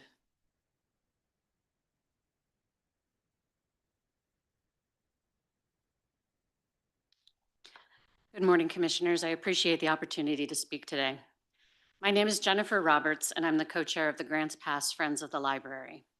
A lot has been said today about the money involved with this project, and everybody is focused on the draft lease agreement in front of you, and rightly so. But I'd like to take us a little further back to January of this year, when on his last day as commissioner, after being recalled, Commissioner West convinced this board to terminate the library's lease with only 30 days' notice. The stated reason for voting for that termination, and the reason given multiple times since, was that it was just to get Library Director Kate Lasky to come to the table. But the idea that library leadership refused to negotiate was a lie. Ms. Lasky had offered several other days in January when she would have been available to meet, but only accompanied by the library's legal counsel. But there were other reasons given for that termination. Commissioner West tried very hard to make the case that the library's lease and its terms were somehow unfair to other departments in the county and to the taxpayer. I'd like to address those claims by going even further back. In 1997, Measure 50 was passed in the state of Oregon. Measure 50 allowed counties to absorb local levies into the general fund. The only levy in Josephine County at the time was a 33-cent tax to support libraries. And yes, it was absorbed into the general fund. And it stayed there. Commissioner West did not mention this when he made his claims, nor did he mention that that original 33 cents per $1,000 of assessed value, which again was voted on by the citizens of this county for the support of the library, now makes up 56% of the county's 59-cent tax rate. That was originally a library tax. Money collected by the county specifically for that use has instead been redirected to county operations, to county departments for the last 28 years, even while the library itself was closed in 2007. If that levy had stayed in place in 1997, the total amount collected by the library would have been $55 million. Commissioners, from that levy in 1997 to the commitment of citizens who reopened the library as a nonprofit in 2009 and then passed it to the district, to the voters who passed that library district in 2017, From the community here now that has shown such passion and support for the library since the termination of the lease in January 2025. The people of Josephine County have said loudly, again and again, that they love their library. You would be wise to listen to them. Please vote for this lease as is today. Thank you. Thank you. Against the back wall over here.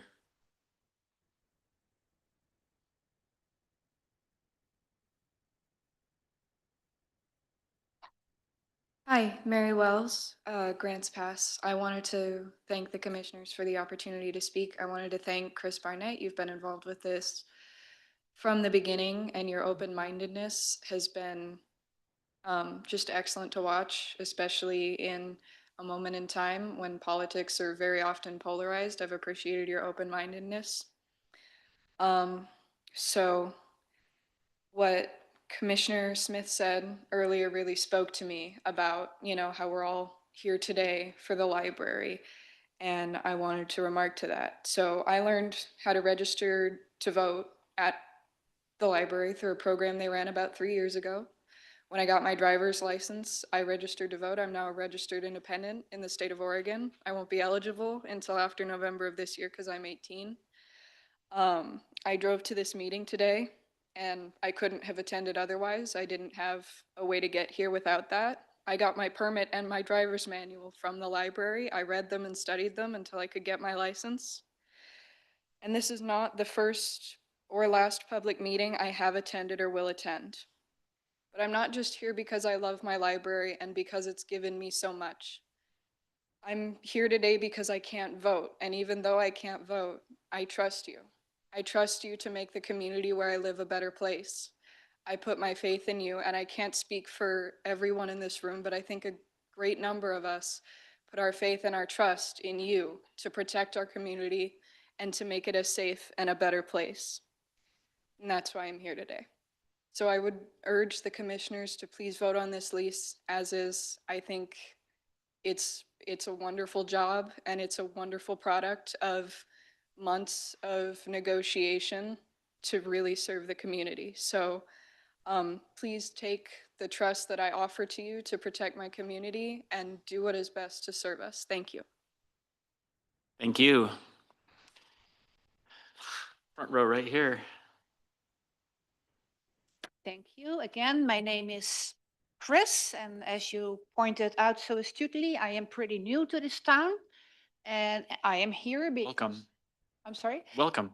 Because libraries, of course, are very important. I'm sure that this committee over the last 8 or 9 months has heard many positives of what a library provides for a community. It provides community, it provides resources.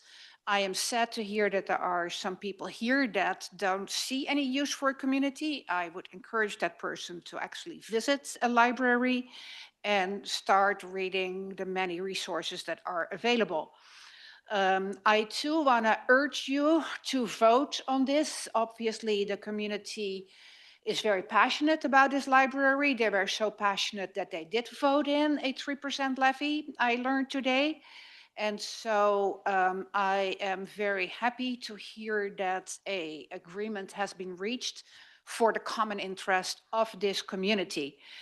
Regarding the gentleman who said, think of the money that can be made with that building. I have worked both in the private sector and in the government sector. Government is not for profit, and we should not be guided by what profit we can make of existing buildings. We should look at existing buildings, how they can serve the community. I heard today that there were 5 other buildings that also have a similar lease. I'm assuming that these other entities also serve the communities. That is what government is all about. We pay our taxpayers, and then as a consensus, we spend that money on what best fits the community. A library is obviously a very valuable source for the community. So I too want to urge you today to vote on this so that we all have the resources to make decisions and to research our decisions as we move forward with our votes. Thank you so much. Thank you. In the third row here on this side.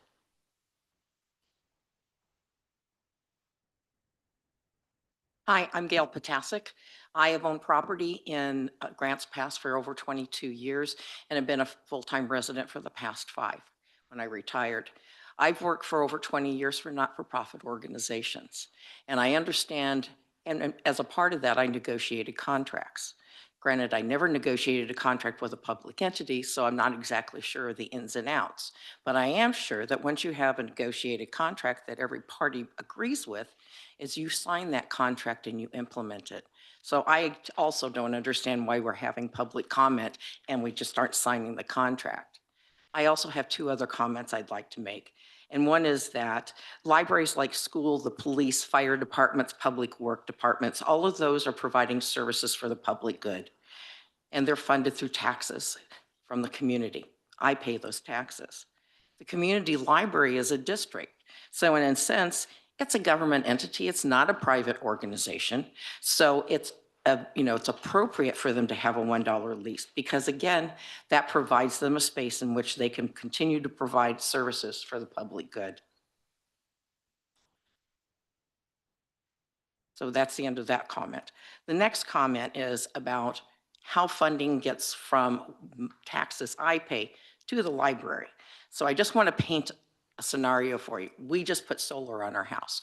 And if I paid the solar company money to put solar on the house, and the bosses of the business decided, I think I'd rather put those funds towards something else. You'll get some, but I'm going to give some to some of my other customers. I would be outraged. And so I think would everybody in this room, including yourselves. So why is it okay to take money from my taxes that are going specifically for library services and using it for something else? I don't understand how that can happen. And that's the end of my comment. Thank you. Thank you. In the third row.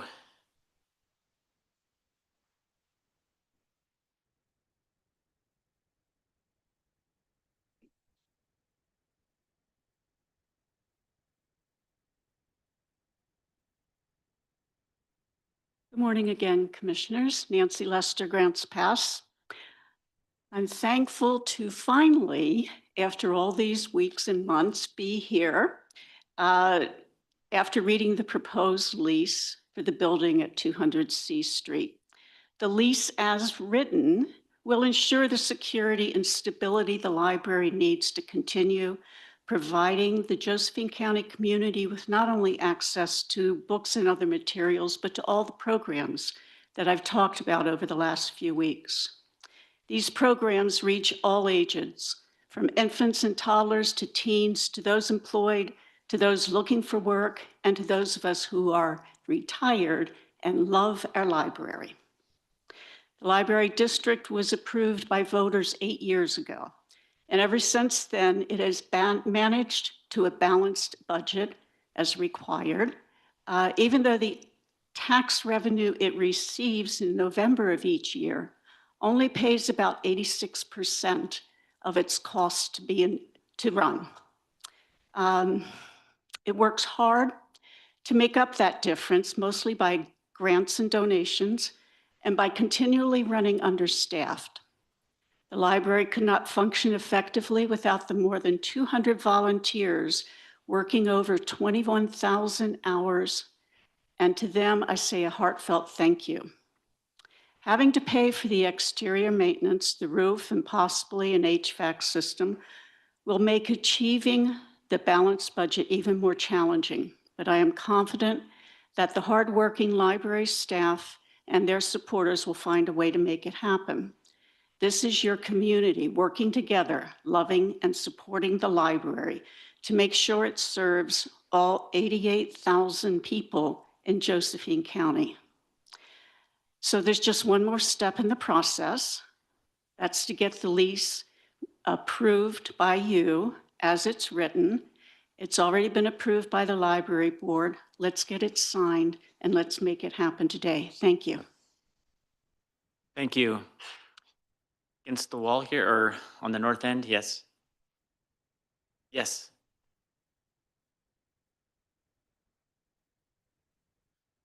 is going to be short, so don't worry. It's a wonderful day, I think, and. Name and where you live approximately. Your name and where you live. Oh, I'm so sorry. Jill Pearson, Grants. Thank you. I haven't been here that long, nearly 2 years, and I have never met such a giving community as there is in Grants Pass. And I think somebody said that the people are focusing just on the library, and yet I know so many people here that do other volunteer things with other, you know, food for help with the homeless, you know, helping people with AIDS, helping, you know, there are so many people who multiply, you know, lots of different volunteering, you know, take advantage of volunteering for many things because they are so wanting to give back to the community. And I just wanted to say that it's not just the library. Everybody here loves, well, that's most people really love the library, but there are also other things that they do voluntarily. And I just wanted to say how wonderful that is for a community. Thank you. Thank you. Against the north wall.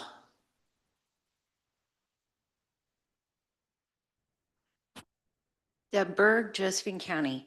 My dad was a German immigrant. He dropped out of school, went into the Army, was a paratrooper in Korea. Needless to say, I'm a first-generation college graduate, and I am not afraid to use my intelligence and education for the betterment of my community. That being said, I'm going to leave you with a piece of wisdom from my dad. I support the library. If you think an education is expensive, try stupidity. Thank you. Who would like to speak next? Against the back wall?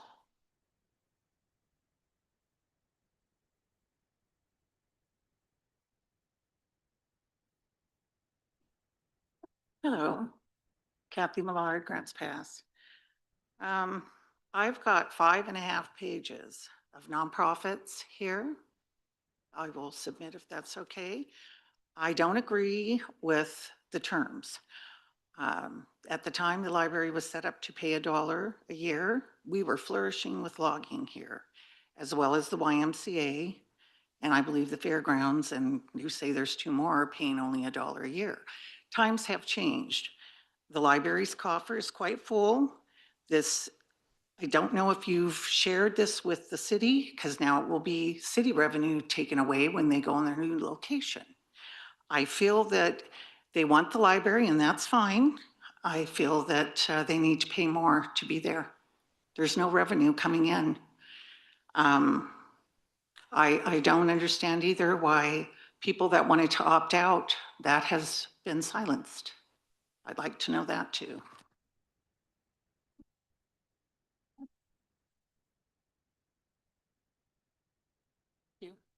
Thank you. Thank you for what you do. This is a very difficult job. You've really gotten beat up today, and I appreciate all that you do and listening to all of us. Thank you. Thank you. Here on the second row.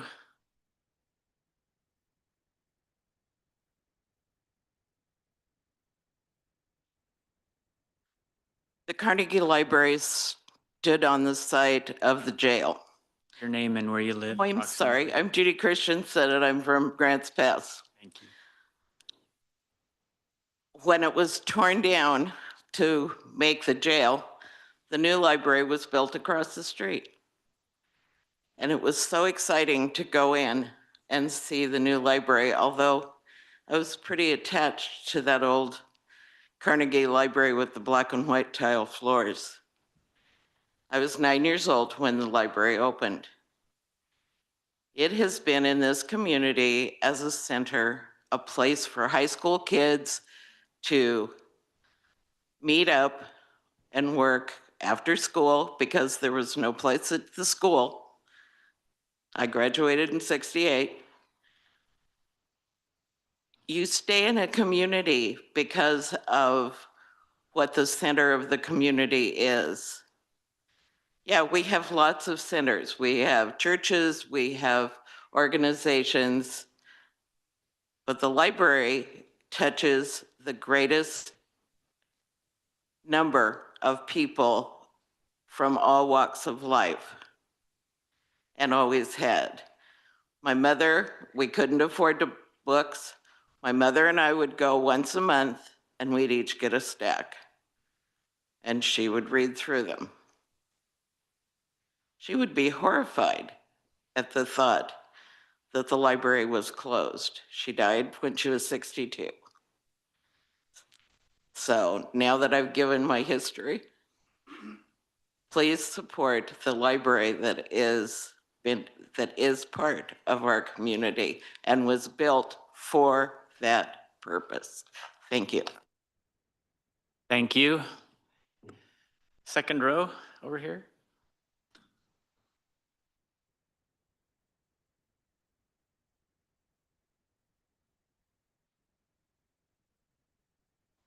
Lori Patch, Josephine County. I would not move to a town that didn't have a library. I think a vibrant library is a sign of a healthy community, and it is a hub, and we have a very vibrant library. I really encourage you to vote yes today on the lease so that we can move forward and put our positive energy towards good things in our community. Thank you. Thank you. Anyone else? Right here in the third row.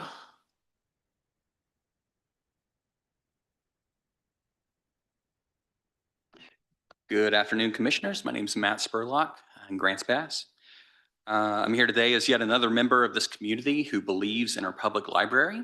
I share the idea with recalled Commissioner West that the library is an asset, although we may have a different sentiment.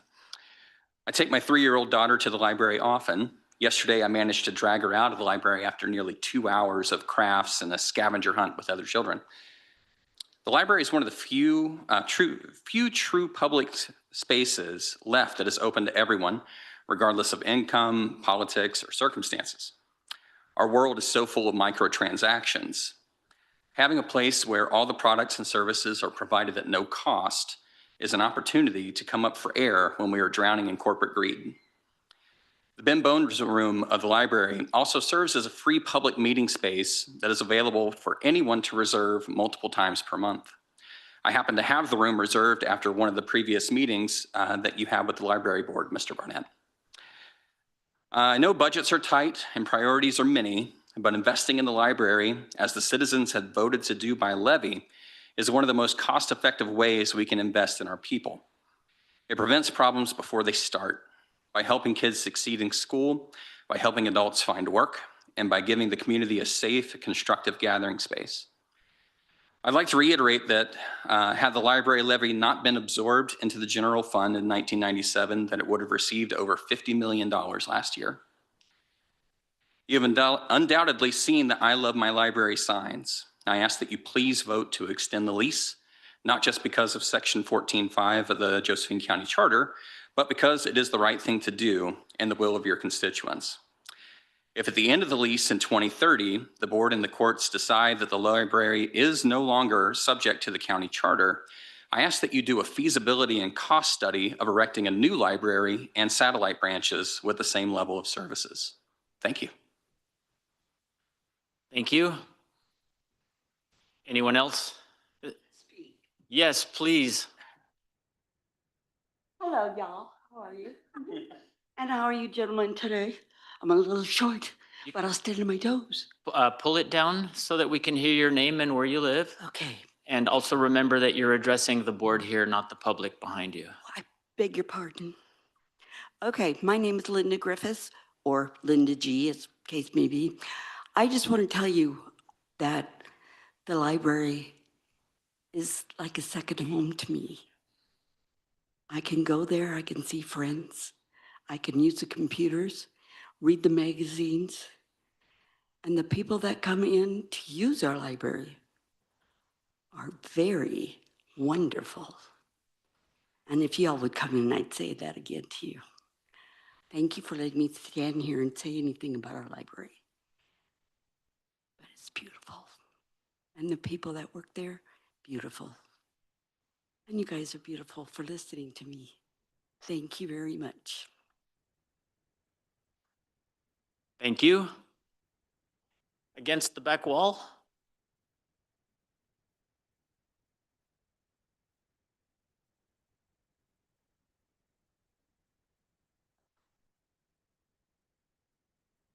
Steve Croniger, Grants Pass again. My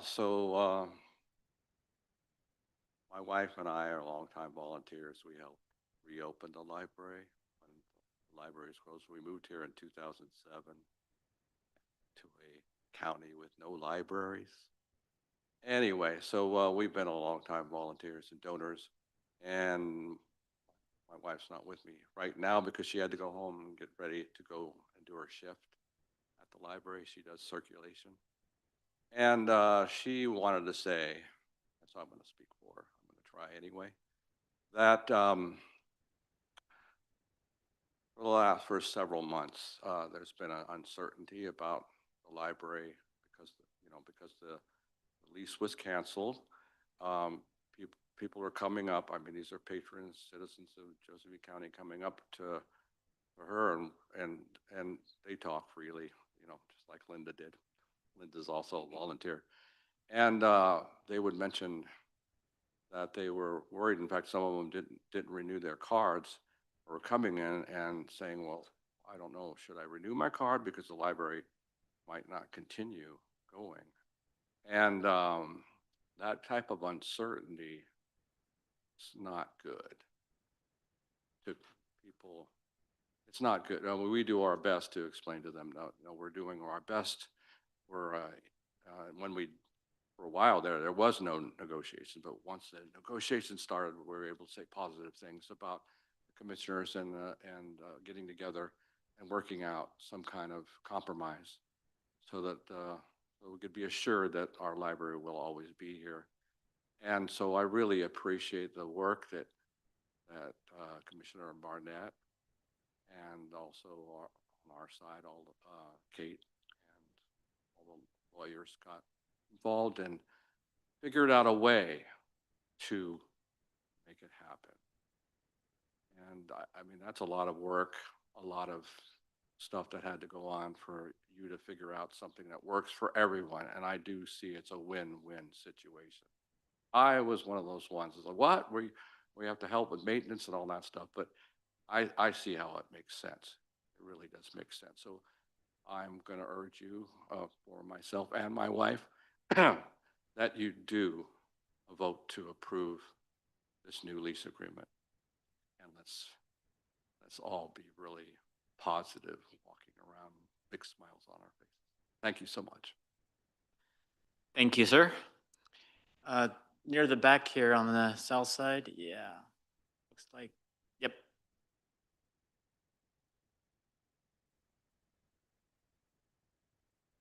Gail Gasso, I live in the Grants Pass area. I remember being very, very young and living rurally outside of Sacramento. And the only access to reading for me was a bookmobile that came every 2 or 3 weeks to our area.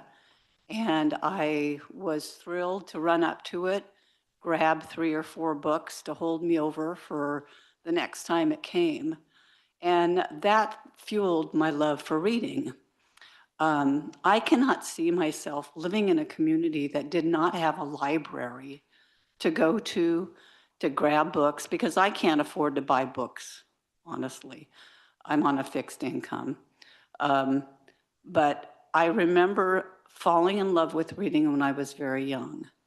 And I continue to read to this day. And I don't want to have to find another way to have books available. So thank you for reaching some sort of negotiations. And please, today, just sign the damn lease. Let's get moving. Thank you. Okay, thank you. Anyone else like to speak? Right here in the second to last row.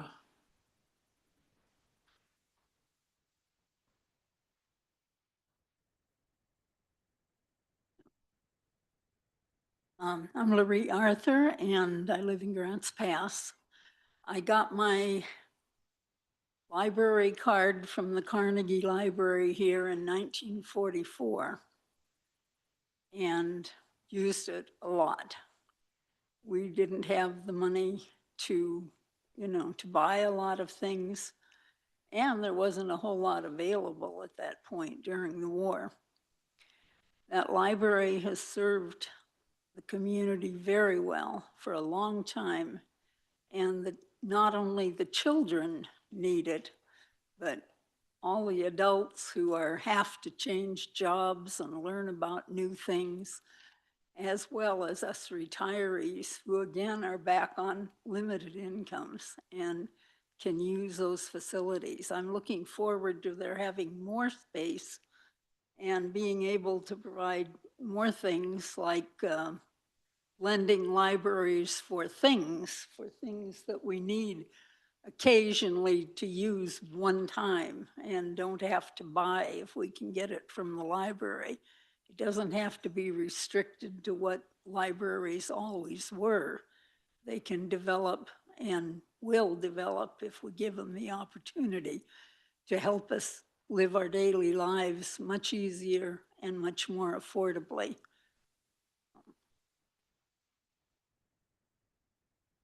Okay, thank you. Anyone else?